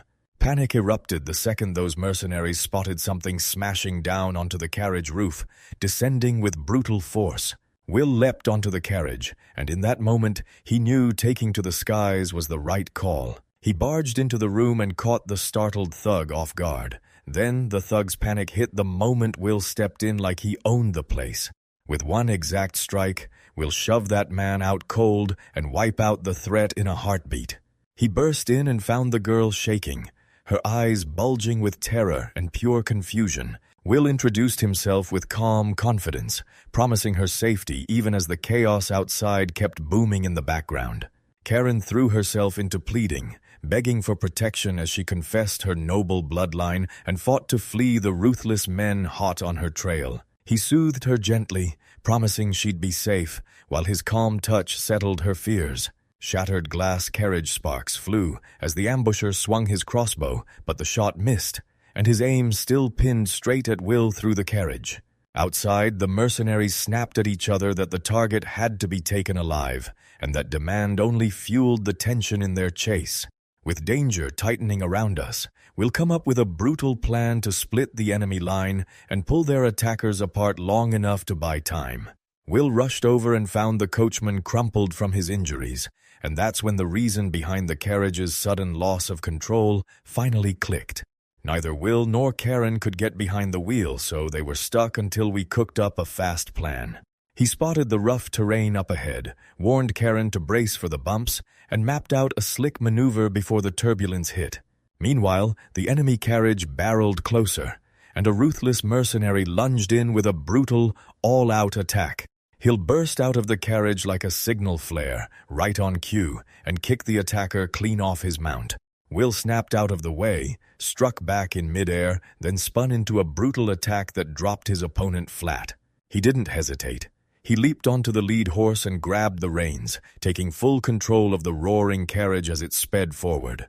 He spoke to the horse in a steady voice, pushing it to sprint and guard its unconscious rider. The carriage surged ahead at breakneck speed, roaring down the road in a frantic, barely escaped sprint. The enemy wagon tore along right behind them, its riders spitting curses as Will's plan played out flawlessly. While we were still in the air, we spotted a cliff dead ahead and had to whip up a high-stakes escape plan on the spot. He sprinted toward it, then sped up just enough to lure the enemy into chasing him. The mercenaries chasing their prey jeered totally clueless as they got pulled straight into a trap made by the lay of the land. At the perfect second, we'll scream it out, then yank the reins and whip into a razor-sharp turn. They couldn't slam on in time, so the enemy wagon shot right over the cliff, and the riders shrieked as they went. With danger snapping at their heels, they guided the carriage safely into a calm forest clearing. He dropped to his knees by the unconscious coachman and poured a steady stream of magic straight into his wounds. Will confirmed the man would live, calmly telling Karen that their nightmare was finally under control. Caron praised his own magic, then bowed low and gushed about his mother, Miria, and the teacher who shaped him. As Will departed, Karen's cheeks flared with a blush, and she beamed, fully convinced her savior was pure hero. Under a sky full of calm and a road wide open, Will and Karen kept rolling through the peaceful countryside, cruising like nothing could possibly go wrong. Meanwhile, Karen wrapped herself around Will on the driver's bench, insisting without backing down that it was her special seat. Will chuckled as her boldness stunned him, and he compared her stubborn affection to his beloved teacher, Mother Miria. Luna Maria burst in and locked eyes with Will again, while Karen eyed the whole scene like something was off, questioning whether this new rival was really who she claimed to be. Karen didn't even pause. She blurted out that she was Will's fiancée, and Luna Maria's jaw dropped as she forced them into the most painfully awkward explanation imaginable. Karen begged Will to come meet her father, but Luna Maria shot her down. She had to leave for urgent travel right now. Luna Maria finally dropped the truth this whole time. They were hunting the legendary holy sword hidden deep inside Northwood Forest. Karen demanded they take her up on it, using their mission like a shield to force them to come to her estate. Then she dropped the truth. The forest they were chasing sat inside her family's merchant territory. Will's carriage rolls down a dusty road in near silence, and once his last mission is done, he finally kicks off the next journey. On the trip, one girl blurts out her favorite foods one after another, practically begging Will to be blown away. Two girls go at it over who gets to go with Will, and the stress hits him hard. He's visibly rattled and completely confused. Will shout for them to stop the brawl, and both girls will get yanked to the back, forced to sit in dead silence behind the coachman. Frustrated and burning with embarrassment, the girls go silent and pout, each one stubbornly refuses to admit they got beaten in that argument. Suddenly, the girls spot the coachman crumple to the ground, gasping for breath while a scorching fever burns across his forehead. Will quickly scans the scene, confirms there's no poison, but spots the real threat: he's bleeding out, and his stamina is getting wiped clean fast. Will moves like lightning, mixes up the medicine, and orders Luna Maria to give it to the injured coachman right away. Karen rushes in to help, while Luna Maria double-checks where the medicine came from, passed down by Will's trusted teacher, Mother Maria.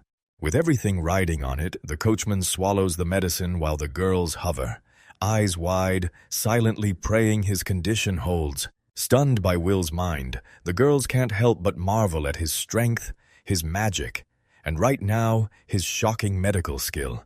In a tense conversation, Will learns his mom's name matches a revered goddess from the Holy Mountains.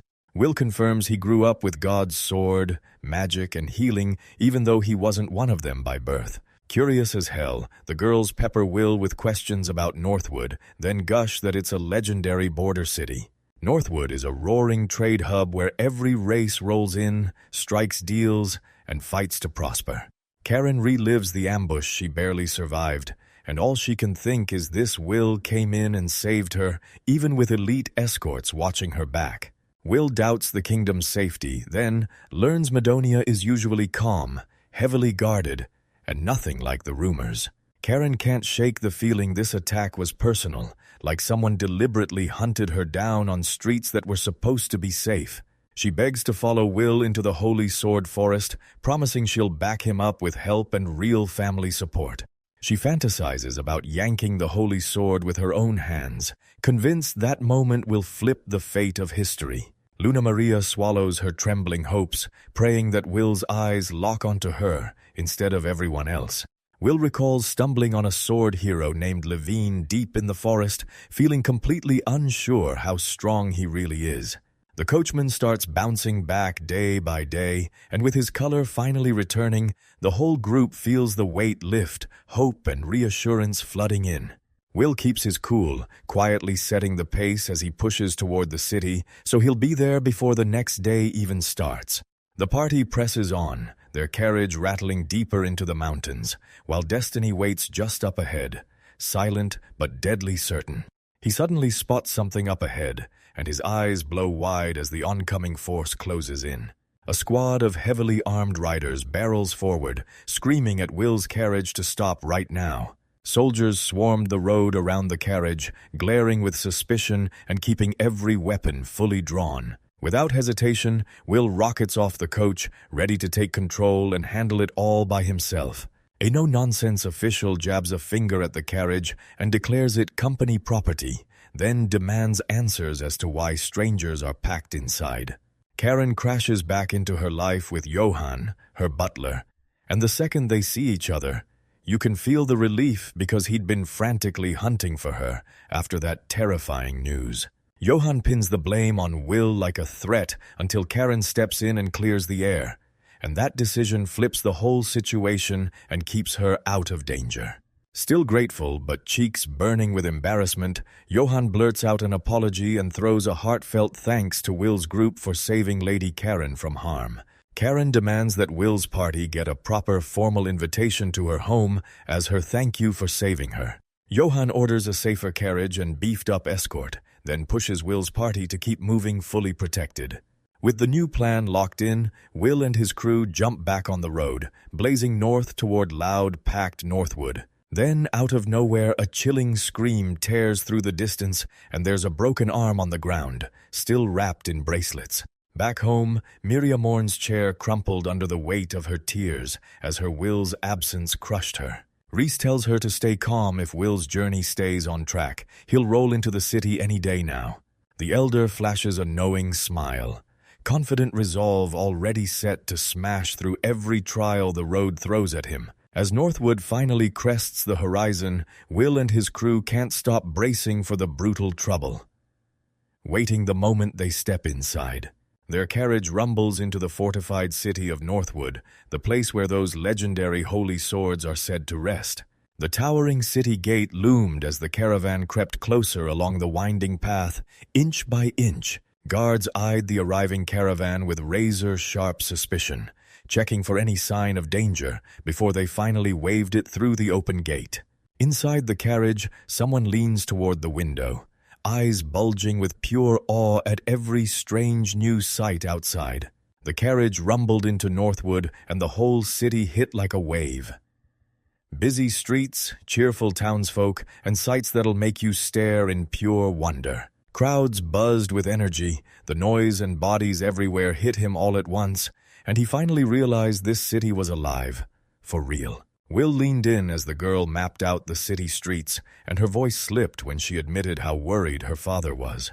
She pushed the idea that they should hit her father first at their mansion way out on the far edge of the city. Will suddenly slammed the brakes and stared into the crowd, convinced he spotted someone he knew, then shook it off fast, calling it nothing but imagination.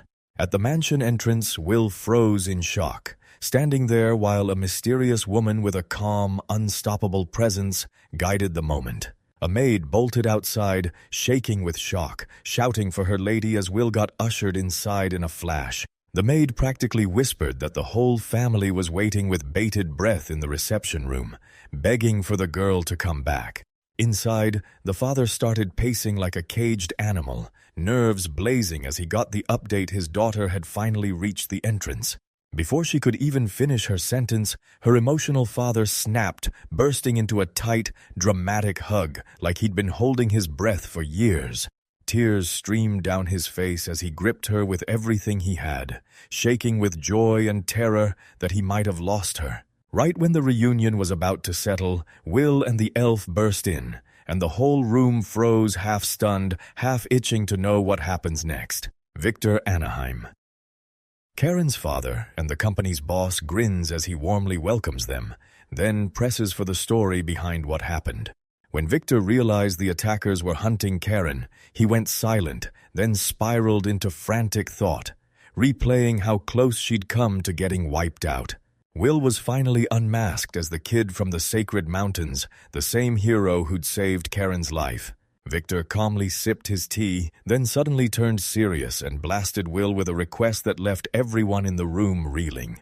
Victor erupted with emotion, pushing back against Will's plan. Then, instantly, joy flooded him as he gladly accepted his daughter's declaration of love. Victor hesitated, caught between fatherly love and the need to get approval right, but he still nodded, recognizing how deeply Karen felt for Will and feeling proud that Will had earned it. Victor leaned on his pride. He bragged that his years of reading people and steering his business made him right, every single time. He praised Will's power, his heart, and his magic, then leaned on Karen's faith, believing the saint's divine presence was right there with them. Will smiled in pure gratitude, stunned by Victor's acceptance and swept up by the family's overwhelming warmth. While everyone else talked like this was some heavy deal, Karen lit up and practically gushed about picking her wedding dress, leaving Will stunned by how fired up she was. Victor slammed the brakes on the holy sword talks, telling Will to crash and rest after that brutal trip and all the chaos that came with it. Victor called in the maids, barking for full hospitality and ordering them to get a bath ready for Will, right now. Karen got her own accommodations, while Will was escorted straight into a lavish private bathing room. While soaking, he'll swear it's finally coming home, and count every minute of how long he's been without rest or comfort. Elsewhere, the mysterious elf companion slipped into a quiet bath, her mind spiraling with worries she never let out. Karen and Luna Maria slipped into a warm bath together, trading their tastes in soft whispers as the tension melted away in peaceful silence. Karen admitted she'd grown used to being independent, then looked back on the memories she'd made while traveling with Will. They talked straight about trust, making it clear that this kind of intimacy only works when hearts stay close and both sides feel safe. Karen couldn't take her eyes off Luna Maria's raw strength and striking presence, and it gnawed at her. What was the real bond between her and Will? Karen started teasing everyone about their physiques, bragging she'd won on sheer size, even as she admitted she'd put on a little weight lately. Suddenly, all fire, Karen snapped at Luna Maria, declaring, "I'm not losing to you in anything." Later on, Will and Luna Maria burst in looking stunning, fully dressed in formal wear, and the fit was so perfect it was basically unreal. Will confessed his nerves, and Luna Maria kept her cool, saying that noble fashion felt just like stepping through ancient ruins. Luna Maria's cheeks flared red as she blurted a quick compliment about Will's looks, then snapped into a thanks the second he returned the gesture. Karen spun in her brand-new dress, grinning so hard it hurt, and when Will said it looked cute on her, she practically burst with joy. The maids bowed and swept Will and Luna Maria into the dining room to join everyone else. Victor greeted them with open arms, piled on a feast, and leaned in like, "Tell me, are you feeling refreshed, comfortable, and ready to carry on?" Will sat beside Karen, and the moment he did, surprise lit up her face. Then joy followed, because she actually liked the arrangement they got. A sweet maid poured him a drink, smiling softly as he thanked her with heartfelt gratitude. While everyone else stayed clueless, the drink's surface twisted in a way it never should. Like someone was staring at it with sharp, hidden suspicion. Right before he takes a sip, a well-placed poison is detected. Alarms blare across the dining table as everyone's suspicions snap into place. A creepy mansion sat in silence, and as suspicion sparked in everyone's eyes, someone finally demanded, "Is that drink poisoned?" William steadied the glass with shaking calm, brushing off the gasps and fear as the girl crumpled to the ground unconscious. William ripped the truth out of his accusers on the spot, shouting about the attempted kidnapping and poisoning in front of terrified maids and stunned nobles. He spoke in a calm voice, but the real story was wild. His mother trained him from childhood in poison detection, healing arts, and the advanced detox skills to break toxins down to nothing. William stared at the cup, its color, its smell, its feel, and instantly clocked the poison, without taking a single sip. A noble girl demanded that suspicious drink, then instantly clocked it, because the smell didn't even pretend to be real juice. She gulped nervously and admitted that both her and Karen's drinks reeked of the exact same eerie smell. Panic ripped through the room fast. Everyone snapped to it the moment they saw the poison was the same as the wine they'd poured for the family's head. The butler demanded perfect drink control, but the tension kept climbing. Someone had to have slipped the poison in from the inside. William locked onto the truth. This poison wasn't random at all. It was a secret medicinal toxin tied to forbidden knowledge from a hidden race. William dropped the bombshell that the poison came from the elusive Millennium Fox tribe, a mystical race no one could ever track down. He clocked the maid's beast-like ears and grilled her about where she came from, sharp suspicion cracking through the tension. Stunned, the maid panicked, snapped "no" at every question, and swore she wasn't involved no matter how hard they pressed. With everyone calling her a liar, they shoved her to drink the wine of fear until guilt crushed her face and swallowed every ounce of hope. Her perfect mask cracked, and she launched herself forward with pure rage, only to get knocked down fast before she could land a single hit. After 6 months of serving, she proved dependable, steady as stone, calm under pressure, and fully trusted inside the mansion. William said her arrival lined up with the Gardo Company's sudden rise, and Johann got a direct order extract intel. The feast fizzled out in a tense silence.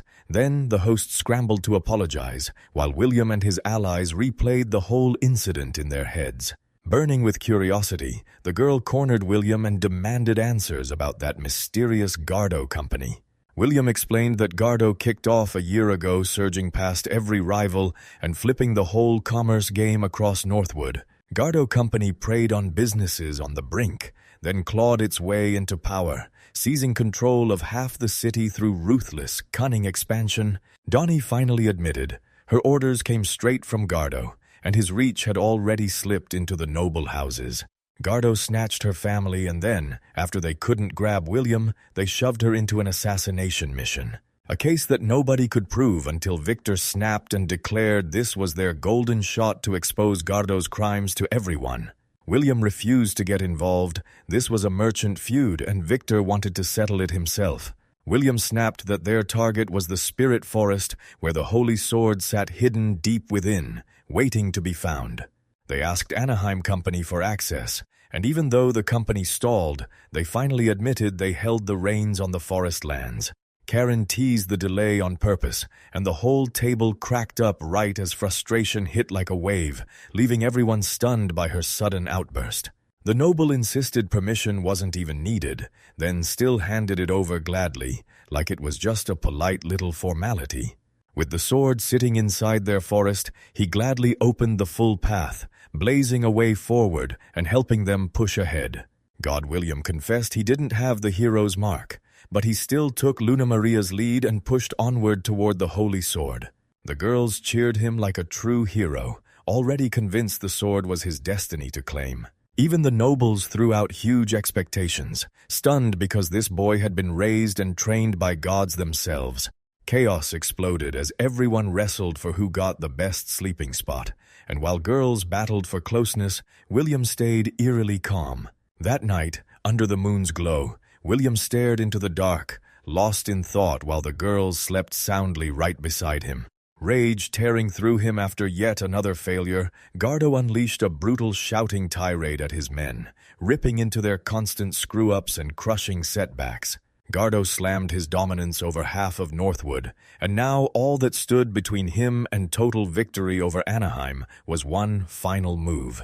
Rage thundered out of him as he tore into his subordinates, blaming them for ruining the assassination and botching the kidnapping plan targeting Anaheim's family. A shadowy partner shoved Gardo's mind back to their support, then swore he'd pay him back the moment he finally seized control. When Gardo unveiled the mystical Titan flute, he swore it was the last weapon he'd paid a fortune for his ticket to domination. Under the full moon, a glowing lantern burst with light, soaking the dense spirit forest in silence as the trees watched, unmoving and tense. A hooded stranger slipped into the forest alone, stalking forward in silence, hidden under a cloak and a mission. They burst into the sacred clearing, dropped to their knees before the holy swords, and called up an ancient presence that felt like it was watching them breathe. Will and Luna Maria pushed through sacred forest trails for hours, closing in on their goal with every step. Even with fear gnawing at them in this strange, twisting wilderness, they keep pushing forward, convinced the forest hides a divine hand leading the way. Luna Maria's eyes widen as she senses an even stronger holy aura. Yeah, it's real, and they push forward toward the legendary sword's resting place deep ahead. Will kicks back and slips into peaceful memories with Karen, while the calm forest finally grants him a rare pocket of quiet reflection. They still can't shake Karen's energy and nonstop chatter. Her presence feels like it stayed behind long after she left. Even with their hearts uneasy, they refuse to break. Luna Maria clings to hope and pushes forward, dead set on hunting down the legendary holy sword. They push through at last, bursting into a clearing where the holy sword gleams like it's alive. With wide eyes and bated breath, they confirm it's real. The legendary holy sword rests on that sacred stone. Out of nowhere, a knight called Levine shows up and squares up to Will, hitting him with razor-sharp words and pure, no-nonsense confidence. Levine steps up and declares, "I'm the sword hero," claiming he's chosen by the divine, yanking the blade to stake his ownership for everyone to see. Levine tells them he showed up solo, left his servants in the dust, and practically dares the world with how deadly his sword skills are. Luna Maria watches in silence and clocks it. Levine didn't just wander in, he came hunting for witnesses to see him yank the holy sword into the spotlight. Rage burning, Levine snaps that the sword is his and dares anyone else to even try taking it. Will steps forward, and when the truth clicks, you realize he's not the sword hero at all. He's got a whole different, critical mission. Luna Maria grills them, demanding to know why only the true sword hero can draw the forest's holy sword. Luna Maria lays it out. This holy sword might not play by the usual sword hero rules, and its true qualifications could be totally different. Levine stood there, cocky and sure of himself, then yanked at the sword thinking it would finally recognize him as its true owner. The sword locks eyes with Levine and bluntly tells him he's missing something essential to wield it the right way. Will and Luna Maria are thrown for a loop when the sword starts talking straight to the true sword hero right there nearby. Durandal locks onto the blade. It's meant to find then, bathed in divine blessings. It recognizes exactly what sacred role it's here to serve. Durandal shoots a warning at Will because pulling that sword won't be easy, and before Levine can even react, divine help crashes in like a bolt from the sky. Will snaps into a heated clash with the sword, raging that it won't let him act while pure determination burns through him. He plants his feet and lines up his grip, then he steels himself to draw the sword knowing it fights back like nothing he's ever tried. Will grabs the hilt, heart pounding, as the sword dares him to prove he's worthy.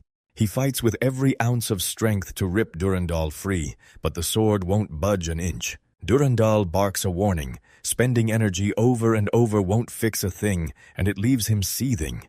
Yet somehow, it drives him to dig even deeper and try harder. Will's rage snaps into focus as he decides to unleash his absolute power.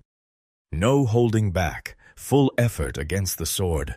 Pouring out every last bit of power, he bellows and surges forward, trying to yank Durandal free with all his might. Out of nowhere, the sword twitches just enough to shock Will and Luna Maria to their core.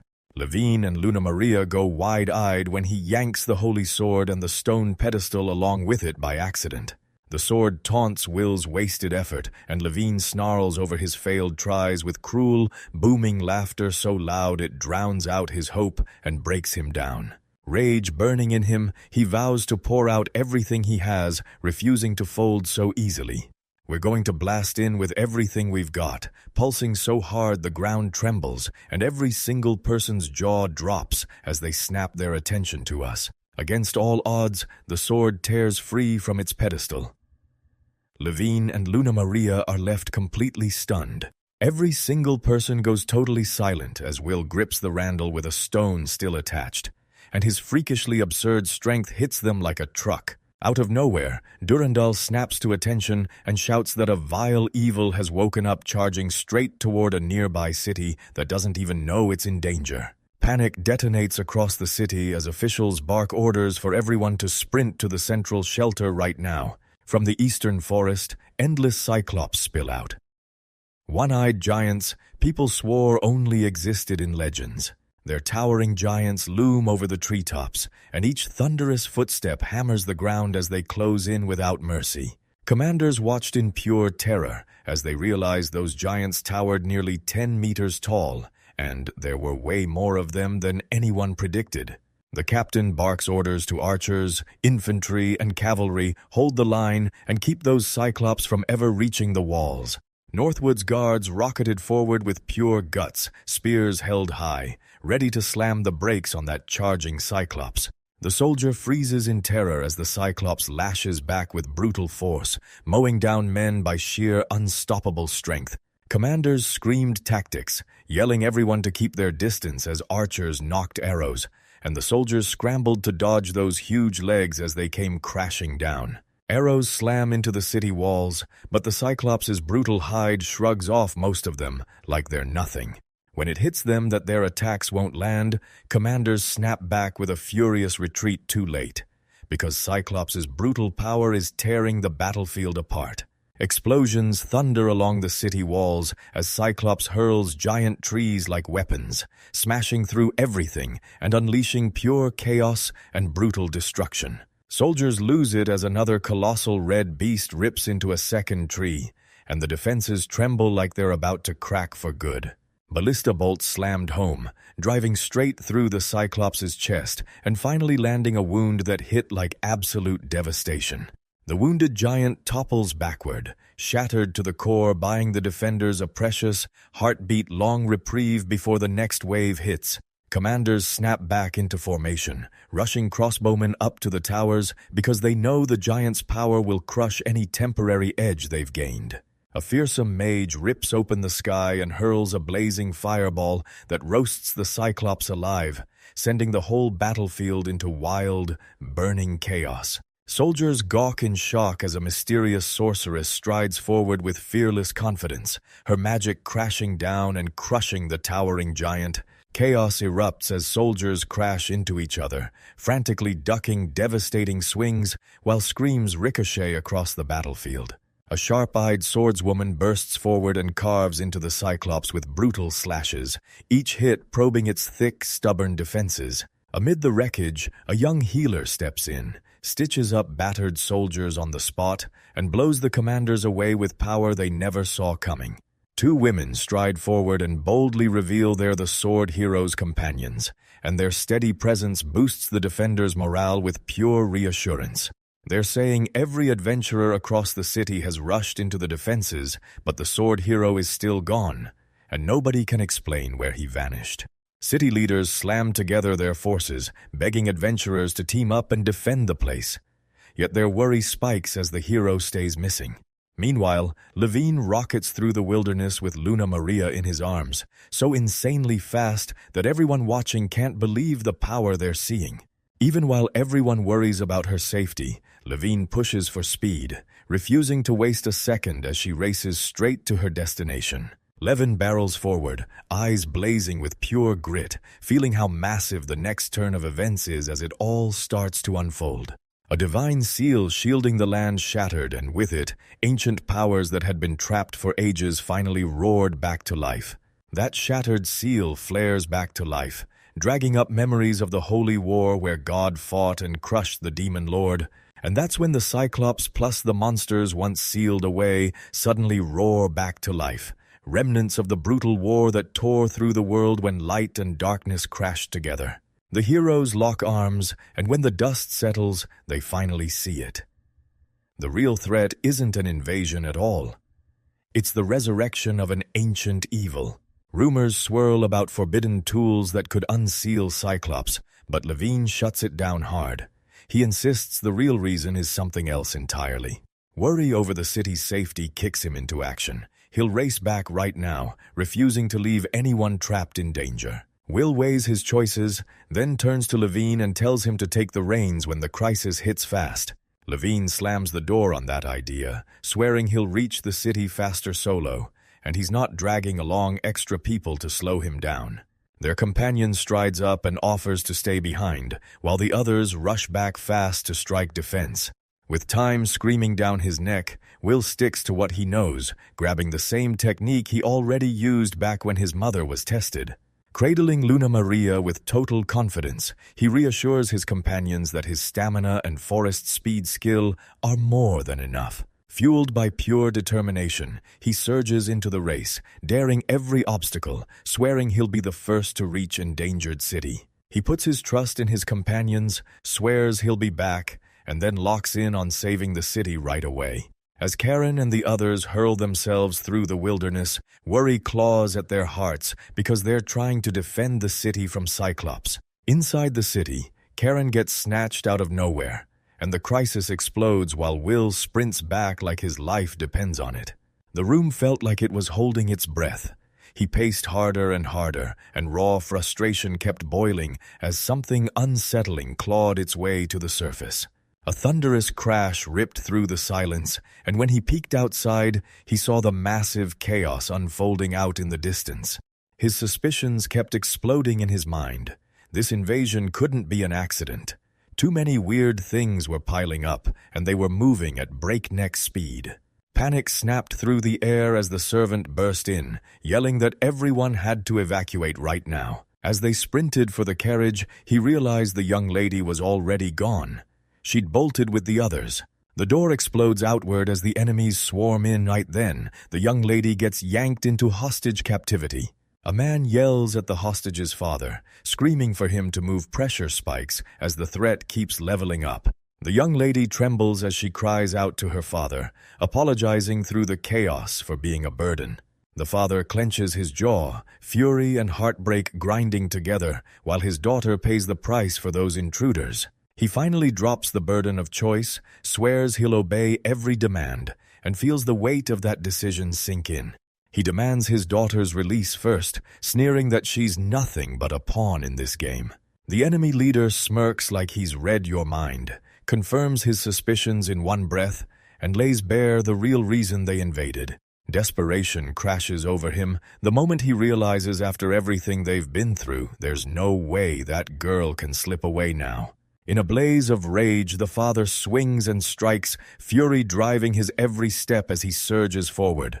His attack sails wide as the enemy snaps out of the way, and suddenly this brawl erupts into a brutal, dangerous clash. That blade snaps free with a sickening flash, and boom violence surges as the enemy charges straight at him, ready to kill. A man screams in pure panic as his eyes lock onto the swordsman charging in.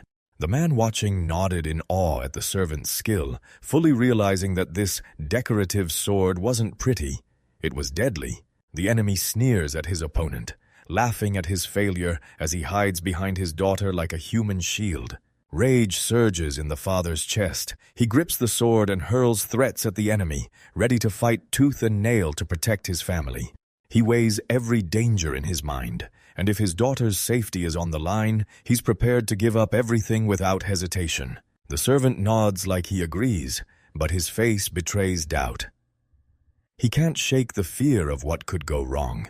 Carriages lurch forward and outside the air turns icy. Everyone holds their breath, waiting for the very next move. Rage ignites when the enemy mistreats the daughter, and the father snaps for immediate action. The enemy leader coldly suggests they dump the servant and keep charging ahead like that. One choice isn't just cruel, it's a whole new wave of danger. The leader plots a ruthless cover-up for the missing family head, then braces to strike the moment the chance hits.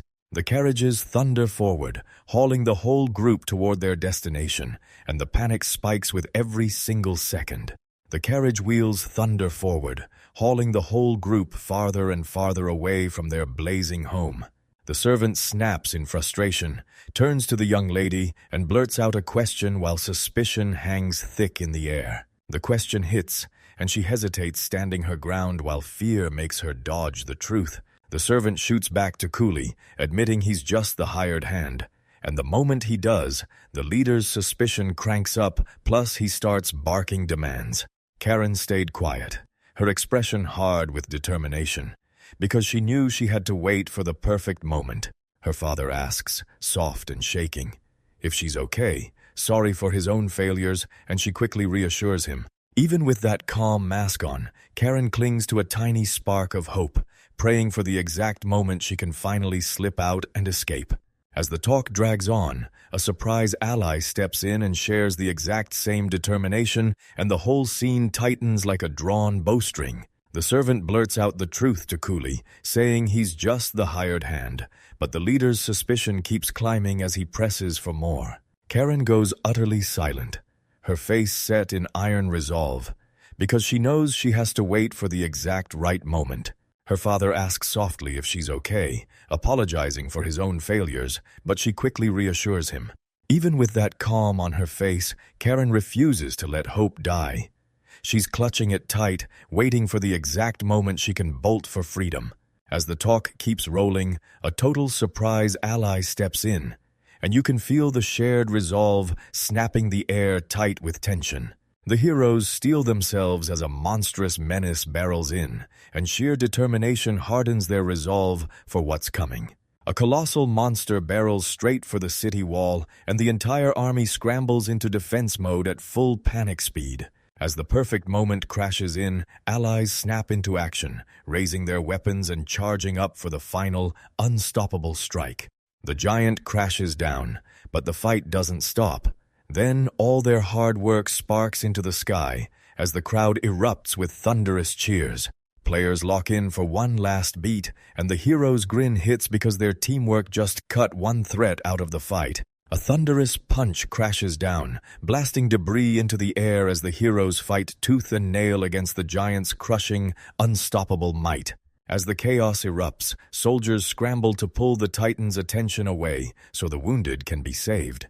Even with injuries screaming through their bodies, a few brave soldiers charged forward to form a shield for their comrades, knowing full well they were putting their own lives on the line. Bleeding soldiers are yanked into treatment, and as their screams slice through the air, medics race like their lives depend on it, trying to snatch every one of them back. A soldier barrels ahead, shouting for reinforcements, as total chaos erupts around the towering giants battering at the walls. Exhaustion crashes down on the soldiers as Titans keep pouring in without end, and they can't hold the line. The city walls are shaking as the giants bear down, roaring closer and closer to ripping right through them. Rattled by the endless assault, this determined warrior decides enough is enough and takes matters into his own hands, swearing he'll finally stop it all. As the battle rages, a young mage cries out for help, terrified she won't hold out in time. The heroes barreled in, swords blazing as they surged ahead, cutting down danger to shield that helpless mage. The young heroes lock shoulders, braced and fearless, ready to smash the next challenge with pure, unbreakable grit. The whole crew erupts in celebration, still reeling at how fast that massive giant got wiped out by the duo. Spectators stare in disbelief, whispering, "Who are these mysterious heroes?" Because they just wiped out the Titan like it was nothing. Finally, the warriors' true identities slam into the spotlight: Levine, the sword hero, and his deadly companion, a talented swordsman. The city walls are holding for now, but this war isn't even close to done. Danger is creeping in from every shadow. The heroes finally clock it. They're up against the Cyclops Corps again, the same monster crew that once tore the land apart. Right when the group starts throwing out strategies, the whole moment gets crashed by the heroes' girls, cheerful, bright, and bursting in like a wave. Bone-tired but still refusing to quit, the soldiers huddle up and spill their fears as the giant numbers keep swelling. Lavin and the others lock in their resolve, swearing to take down the Cyclops monsters together. Luna Maria suddenly blurts that something's been weighing on her, and the whole group freezes in confused silence. Luna Maria drops the real clue behind the giant invasion, and suddenly it feels less like an accident and more like something planned. Luna Maria finally clicks, and the giant's invasion suddenly screams, "Decoy!" because something far darker is moving in the shadows. The heroes can't shake this growing dread. Karen and the others feel closer to danger with every passing second. Levin snaps back hard at Luna Maria's worry, but the danger is already too massive to brush off. Will steps up and snaps, telling Luna Maria to jump in and heal while the rest lock in on the fight. Levine lets out a bold declaration, yanks his sword from its sheath, and charges straight at the relentless enemy on his own. With a fierce roar, Levine throws down the gauntlet at the monsters, rallies everyone into formation, and gears up for the fight of his life. A young woman braces herself, clutching a bouquet of flowers tight, while Will and Levine gear up for the fight. When the sword hero finally shows up, the soldiers snap to attention, eyes wide, because they feel just how terrifying his strength is. With Levine at the helm, the soldiers surge forward, eyes locked on those towering giants as fresh fury drives them into a headlong charge. The mood flips instantly. Morale soars as the team regains their footing, and everyone feels it. They're finally led by someone they can trust. The battle keeps roaring louder. Then everything snaps into action as he locks in on the job while the others rush in right after him. A soldier freezes in shock when the boy suddenly vaults off the wall, and he can't even tell who he is. The boy blurts out that he's determined to help defend the city, then begs for just a moment so he can slip out. As the boy leaps down, the soldiers freeze in shock, staring like, how in the world did he land safe? The boy sprints through the empty streets, hanging on every thought were the residents evacuated in time. He barrels straight for the city gates, eyes locked ahead, like he's about to rip open the next clue. Will barrels up to the door, shouting from outside as he pounds and knocks, desperate to reunite with the others. As soon as Will steps inside, he whips his head around, baffled, yelling for Karen and Victor, only to find the place completely empty. Right when he's searching, a child bursts out of nowhere and sprints toward him, relief crashing through his chest as the kid calls out his name. A shaking child pleads with Will for help, spilling the horrifying truth about what they're facing. Desperation crackles in the kid's voice as they beg for one thing, anything to save Lady Karen and their master. Will hears it straight from the kid Karen, and the others didn't just vanish, they were snatched by the Gardo Company. The kid spills the whole story, how they saw Karen and the master hauled off in a carriage. Will kneels to calm the child, wrapping them in comfort, then steels himself because he's hunting down Karen and the master no matter what. With resolve, Will swear to save every single one of them, and we're striking right now. With pure determination burning in him, Will barrels out to save Karen, snatching a city map mid-rush to track the Gardo Company. The girl tears down the street, shouting for Levine, and panic keeps swelling in her chest. Panicked and shaking, she yells Levine's name again and again, but the street stays dead silent, empty like it's holding its breath. Realizing Levine could have slipped off somewhere else, she starts running through every direction he might have taken. As she wrestles with her thoughts, Levine's grave expression flashes back like whatever's haunting him won't let him breathe. With panic clawing at her, she sprints, hunting for Levine because time is running out fast for Karen. After a nasty accidental fall, the girl clutches her aching back, but even with pain screaming through her, she refuses to back down. Carriages thunder through the streets so recklessly that everyone's stomach drops with worry. She steps into the mansion and the place feels totally abandoned, so she freezes, asking herself where Levine and everyone else disappeared to. She's completely lost, spiraling as she wonders if Levine slipped into a whole different part of the city. As she realizes the chaos exploding around her, the folks in the carriage gear up to go after someone big. The Gardo Company's boss smirking in luxury lounges in comfort, taunting his captive like he owns the room. The leader snaps his captive to the ground and demands kneeling, but the prisoner fights back with pure fury, and the clash turns brutal fast. He lifts his sword high, swearing he'll break the Anaheim family members out of their prison. Deep underground in Anaheim, a father and his daughter are chained tight with magical restraints, just waiting for the cruel execution to come. Her daughter's terror erupts as soldiers yank her forward, and she's forced to watch her father get beaten right in front of her. A brutal warrior taunts Anaheim's pain, cackling as his crushing brute strength steamrolls him. As chaos erupts and monsters smash into the city, Gardo locks in on one thing, only his personal vengeance. Gardo yanks Anaheim up by the hair and hauls him into the air, then crushes forward with more brutal physical abuse. Anaheim held weekly debates over whether Gardo finally unleashed the ancient giants, and every time the question came up, The whole city's safety hung by a thread. Realization smashes into Anaheim. Hard. Gardo pulled every string, cackling, while the allies just stood there in stunned silence from the shadows. Gardo can't hide his pride. He proudly boasts that he broke the seal on the giants, and he stakes his claim as the mastermind behind the entire catastrophe. Anaheim demands answers at last, warning that the giants' rampage won't just smash streets, it'll rip the whole city apart from the inside. Gardo finally spills the truth. He wants to seize control of the city by unleashing chaos and total destruction. He confirms Anaheim's worst fear. If the giants ever smash through those city walls, they'll wipe the whole place out. Gardo flips the whole situation on its head. If the giants stick to his path, he can control them. Anaheim throws down a warning to the giants who once served the demon lord.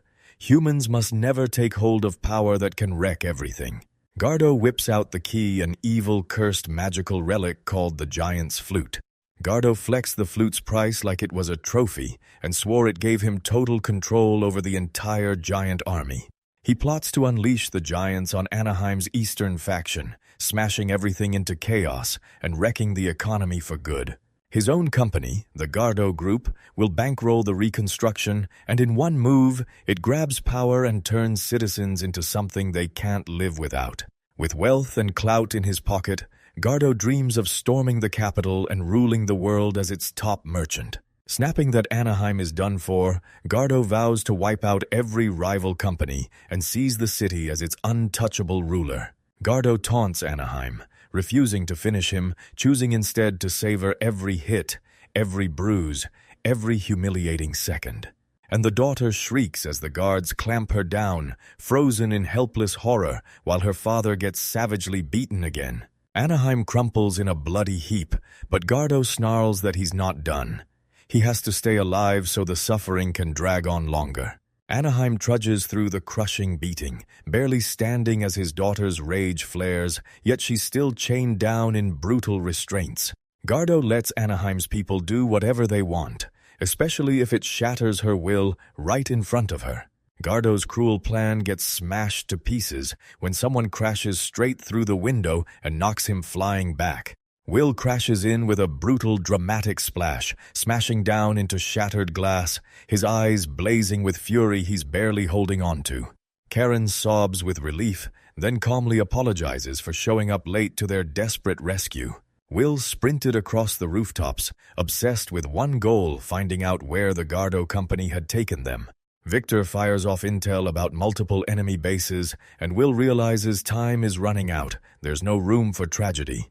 Will gets blindsided by a surprise reunion with Levine, and for one heartbeat, hope sparks in the middle of all this chaos.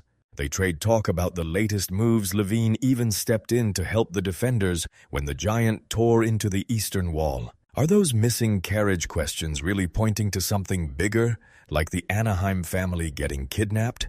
Link swears he just saw a fast carriage tearing down a tight little road a few moments ago. Thanking the Lynx, he rockets forward and sprints off immediately, dead set on intercepting it before it's too late. Levine catches the distant clash and sprints east, hell-bent on hooking back up with Hirosama and throwing his full support in the fight. Will crashes onto the battlefield, and the second he's seen, both allies and enemies lock eyes with him like they've fought him 100 times before. Karen yells that her father has collapsed, and her voice spills straight through with raw urgency and pain.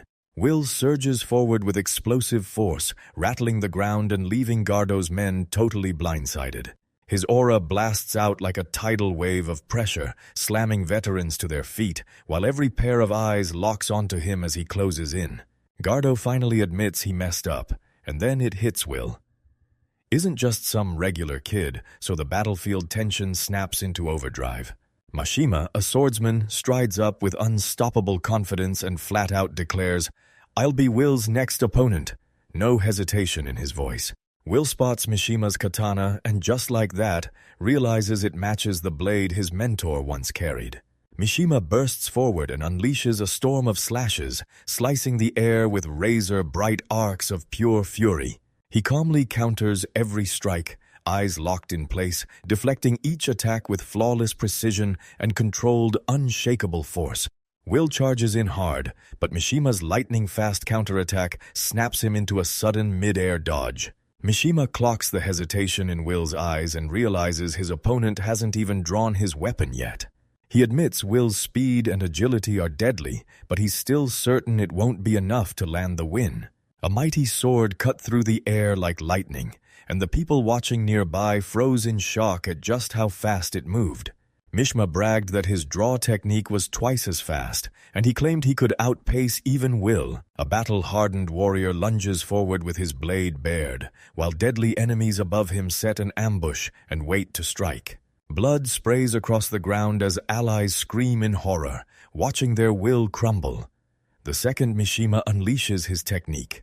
Mishima jerks back, screaming like his lungs are on fire, while flames claw at his face even after that perfectly clean hit lands. Will stands unhurt, staring straight at Mishima. Then Mishima's rage detonates the second he realizes he got outplayed. Every one of his own watchers stared in disbelief as he dodged perfectly still. Mishima got slashed cleanly, even with the sword's lethal speed. Mishima starts showing off his katana technique and swears nobody in this place could ever match it, not with that kind of precision. Will drops the bombshell that a samurai trained him, one of the 3 greatest combat masters he ever knew. With a proud grin, Will tells everyone his teacher was the deadliest swordsman ever to exist known across the world. Mishima scoffs at Will's claim, snaps it off as pure fiction, and rockets forward to end the fight for good. Their collision erupts in pure speed. Will snaps a critical hit before Mishima can finish his deadly swing. Doubt slithered into Mishima's mind, and he couldn't wrap his head around it. How could some kid slip past his perfectly refined technique? Avery's swing whiffed as the opponent juked and dodged, shattering Mishima's rhythm and precision down to the bone. Then gone mid-swing, the kid vanished completely, and he dropped in from above with a brutal strike that snapped Mishima's stance to pieces. Eyes bulged as the master crumpled bloodied, dazed, and totally crushed by sheer speed, raw power, and a technique no one could match. A jolt of shock surged through the crowd as Mishima crushed his opponent, and the young warrior simply stood there, calm, unshaken, and victorious. Rage twisted his face as he blurted out his ambition, then surged forward with reckless determination, stomping like nothing could stop him. From the shadows, he unleashed his soldiers closing in on the youth, while allies shrieked his name in pure panic. Moonlight flashed on steel as masked warriors swarmed in, tightening the net, slicing off every last escape route. Even with the odds squeezing down, the enemy leader stayed ice calm, then flashed a grin, certain his massive numbers and secret edge would crush everything. A crystal ripped apart in his grip, and a violent surge of power blasted up toward the heavens. Gargoyle statues shattered open, snapping to life as glowing eyes blinked awake, staring down with terrifying, wordless intent. Dozens of monsters dove from the sky, swarming the boy while soldiers slammed in from every side, leaving him nowhere to run. With a smug grin, the villain dangled mercy in exchange for loyalty, demanding you drop your pride and bow without a fight or a single act of defiance. With a calm, gentle smile, the youth told Karen they were safe and swore he'd rescue both her and Victor. The kill order detonated and blades screamed in from every side as they charged straight for him. Enemies suddenly froze mid-swing when a brutal blast detonated, blasting armored bodies flying across the wrecked battlefield floor. So the energy waves blasted upward, shredding the gargoyles in mid-air, while the youth strolled straight through the wreckage like it didn't even touch him. Momentum never let up. His blade snapped through the air again, cutting down the last scraps of resistance in one unstoppable rush forward. A gasp ripped through the air as dozens crumpled, unconscious or shattered, leaving every onlooker staring in total silence at the impossible outcome. With unshakable confidence, he strode in calm and lethal, daring the last enemies to swallow defeat right now, before this doomed fight drags on. A desperate enemy lunged and snatched Karen, shouting a chilling reminder that the Hosages were still trapped under his twisted control. Makri's smile twisted into arrogance as he taunted her, swearing he'd end her life to shatter the young warrior's resolve. Out of nowhere, a cool, steady presence slipped in behind the captors, and with his sword up, his face stayed stone calm, unshaken by every threat or drop of fear. Karen gasped when Johann burst out alive, proving he'd slipped out of the chaos and sneaked in unnoticed during the battle. Tears melted the steel in his eyes, filling him with gratitude and giving him one last shot to carry out his duty.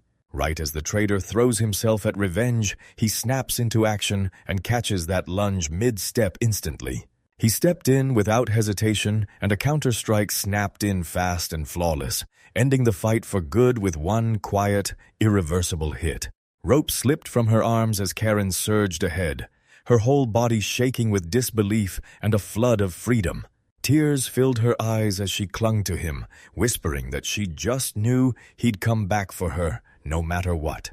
With Victor shattered and gravely injured, Will rushed in, swearing healing was right around the corner, pushing comfort and hope into them like a lifeline.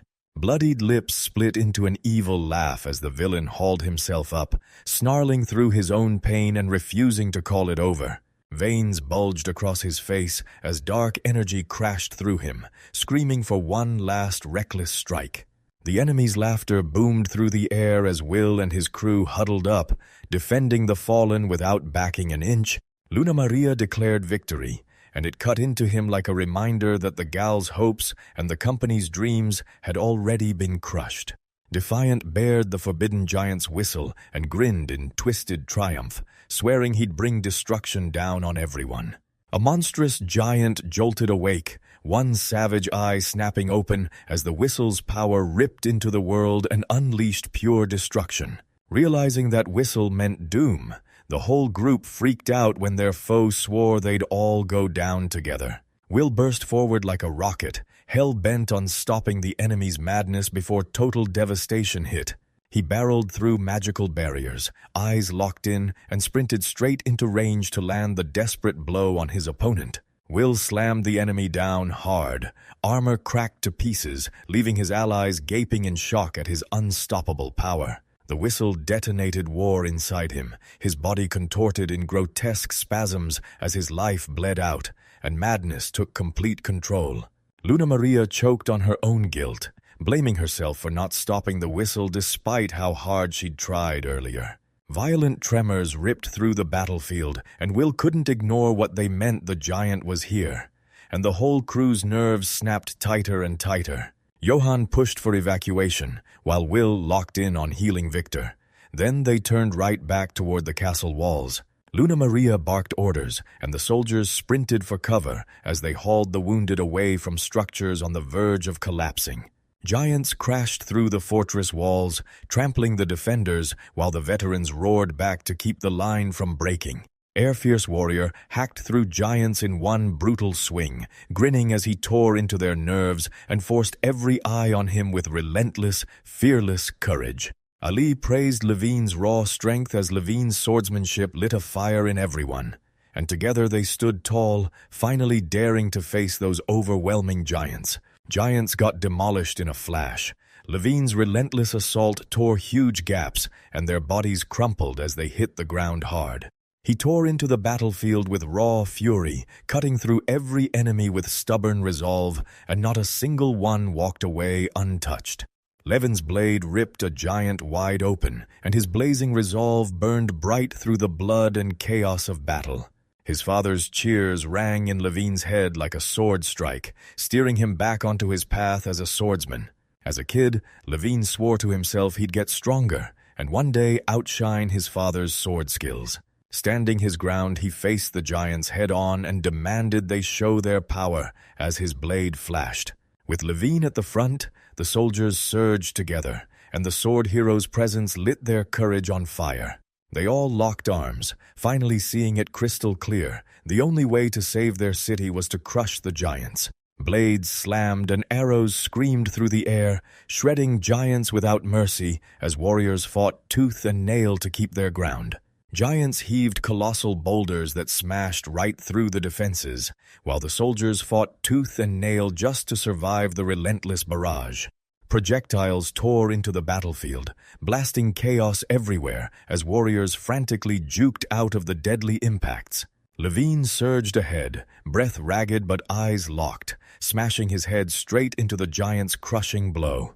Ali crashes in, mixing magic with steel and hammering the giants with coordinated, non-stop counterattacks until they buckle. Levine's determination burned bright as he lined up his final strike on the last giant standing. Levine slammed in with a brutal, unwavering blow, cracking the giant's body apart as unstoppable force roared through it. The battlefield exploded with cheers as the soldiers reveled in victory, giants fell, and hope came roaring back. Levin stood tall and proud, his comrades gripping him tight as relief and pure admiration rippled through the crowd. Suddenly, savage tremors ripped through the ground again, and panic snapped back into every heart on that battered battlefield. Soldiers snapped their rifles up in pure shock, staring at the mountains far away as ominous figures rose and swallowed the horizon in a dark shadow. The mountains shook and roared, like the ground itself was screaming that something huge was waking up deep under the earth. A colossal monster ripped itself out of stone and rubble, towering over everything with pure, terrifying presence. Soldiers screamed and scattered when they finally saw him, the Cyclops leader towering over every giant they'd ever fought. Next, we step forward with steady courage, no doubt left ready to face the crushing threat right in front of everyone's eyes. A colossal Cyclops slumbers deep inside a hidden forest cave, while a lone eagle wheels high above it in the sky. Suddenly, the Cyclops stirs in the shadows, and the nearby adventurers bolt in terror. Totally baffled that something this impossible is real, they finally realize that this giant beast had been snoozing right beside the city hidden for thousands of years, unnoticed the whole time. When soldiers stack up old battles against this Cyclops, their courage shudders because every other giant suddenly looks pathetically tiny and weak. A wave of panic ripples through them. One soldier shakes in place, realizing this ancient monster could be the next nightmare they face. Panic surges through the soldiers as they shudder at the Cyclops' call, convinced that stepping forward means certain death.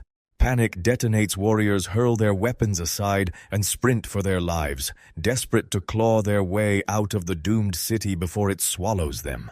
A girl starts to open her mouth, but her companion slams a hand up to shush her, then jerks his head toward the monster. Everyone finally admits it: no magic, no raw strength, and no lone effort can take down that giant by himself.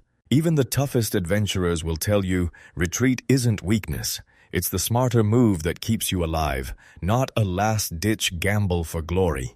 Three girls creep up on a mysterious armored figure, calling out for a Greek hero, their voices shaking with desperate hope. A young girl snaps still in shock as a hulking armored figure rolls in silent, terrifying, and absolutely in control. Meanwhile, soldiers stare in terror, praying the Cyclops won't move, because that huge beast has stayed frozen in place ever since it woke up. They're terrified because that monster might move any second, and that brutal size could smash the whole fortress to rubble. One soldier seethes with bitter regret those adventurers once saved them. But now the horror closes in, and only the survivors are left to face it. The city guards stand there, rattled and helpless, terrified they won't last a second against the unstoppable Cyclops. A commander shouts to rally the last soldiers, yanking their focus tight as he braces them for the only final orders that matter. Their new mission: evacuate the city's people while the fighting rages is doomed. Because right now, saving lives has to come first. A Cyclops just stares there, grinning like a nightmare. And the second it finally starts to move, chaos is coming. Soldiers and civilians tear off at full speed. No time to think, just a single mission: survive. As those alarms blare, the hero feels a crushing dread roll over him. This monster doesn't just threaten him, it radiates pure, paralyzing destruction. He snaps back to his fate, bound to become the great hero, marching into impossible darkness all alone. A voice cuts into him, his body jolts, and he stays frozen in silence, unsure if courage is still breathing in his heart. A childhood memory slams back in, and suddenly his dad's raw strength is everywhere, sparking the dream again to become a hero who fights with a sword. He remembers childhood tales where heroes stood fearless against impossible odds, never backing down no matter how terrifying the threat got. A dark whisper of doubt claws at the hero's mind, insisting he doesn't have the strength to rise. Suddenly, a girl clutches him tight, pleading through desperate tears, begging him to be the great hero the world is screaming for. He snaps awake from that dark vision, blinking in confusion, not knowing what was real and what his fear conjured in his own mind. Even though he's worn out, he stays awake and waves off everyone's worry, insisting it's just exhaustion, nothing more, no injury, no hesitation. With the guards and adventurers gone, the hero and his companions are all that's left huddled by the wall. He clenches his sword until his knuckles ache, accepting the brutal truth that his resolve has to be forged right here because now his allies shout for retreat, blasting the truth into him, wounded, shattered, and drained after every fight they've already survived. Thought, just as he opened his mouth, a familiar voice blasted through the air, one he never expected, right when it mattered most. Lynx bursts back onto the scene, shocked by the smashed Cyclops at her feet, and blurts out that she's been scrambling non-stop trying to find him. As she fled, she couldn't shake the sight of that monster's towering form. It burned into her memory for good. Lynx told them everyone was running for their lives, while that Cyclops kept stomping on still active, still untouched, and the fear just kept climbing. Even with fear gnawing at them, the others still demand answers, because if the great hero couldn't pull it off, what chance do they have? With defiant eyes blazing, Lynx declares there's still a way to bring the Cyclops down. She drops a legend about the Holy Sword, because sealing it away might be their only hope left. Hearing those words, the hero freezes on the spot, eyes wide with awe, disbelief crashing over him, and a fresh burst of fire igniting in his chest. Lynx bursts out that the Holy Sword is tucked away in the East Forest and only the real hero can claim it. Some folks remember Will's arrival, but Master Levine kept grilling him, still not sure why he'd come or who he'd really pledge his loyalty to. One supporter can't hold back. He pushes Levine to seize the sword, swearing it's his destined fate. Levine's overwhelmed. He screams in agony and denial, swearing that sword will never choose him and he'll never be worthy. A girl steps up, eyes brimming with sorrow, and demands that Levine tell her exactly where he'd been that morning. Levine finally admits he bombed the Holy Sword trial. Turns out raw strength alone wasn't enough. Expectations crushed him, and the thorns of doubt dug in deep, smothering his will to fight. Levine shoves away the help, screaming in pure anguish as stones explode around him, forged by the turmoil raging inside his head. Through the roaring chaos, he yanks the sword free, at last, instant proof that he's got the power to back it up, and it leaves everyone stunned. As the daylight fades, it clicks. Levine's symbol shines, and everyone realizes he's the real sword hero. A bloodied warrior rips off their blindfold revealing a secret identity, while their allies stare in total shock. The whole group goes silent when they finally realize Master Levine, the so-called warrior, is a woman wearing a disguise. One companion lunges forward, demanding answers for the brutal revelation and the mystery of how they vanished from the battlefield so fast. They grill her for every secret, why she kept her gender hidden, why she slipped away without a word, and whether their friendship was real or just a lie. No answer, so they snap to it, weapons in hand, ready to clash with the very friend they used to call their own. Without warning, one of Levine's companions swings in and slaps him hard. Then all the pent-up rage and heartbreak over those hidden truths explodes out. Tears spill down her face as she announces she's leaving, crushed by Levine's chilling silence and the betrayal of everything they trusted. Another companion murmurs an apology under their breath, powerless to undo the choice and stop the distance between them from widening. Just as everyone starts to drift away, a younger girl panics and shouts back, torn apart by the storm inside her. She pushes Levine to finally speak up, convinced that one explanation can keep everyone from turning and walking away. When the girl yanks Levine's arm, his trembling eyes crack open with a mix of buried rage, suffocating guilt, and total exhaustion. He rips the words out with a scream, shoves her back, and spits out denial. Heroism is a lie, then orders her to vanish like all the rest. Alone, Levine clenches his fists, and sorrow, rejection, and a truth he can't outrun crush down on him. Meanwhile, the crew gears up to leave the city tangled in confusion, weighed down by heartbreak, and held together by trust that's totally shattered. Suddenly, someplace far away, a monstrous entity jolts awake, its massive body towering into the dark.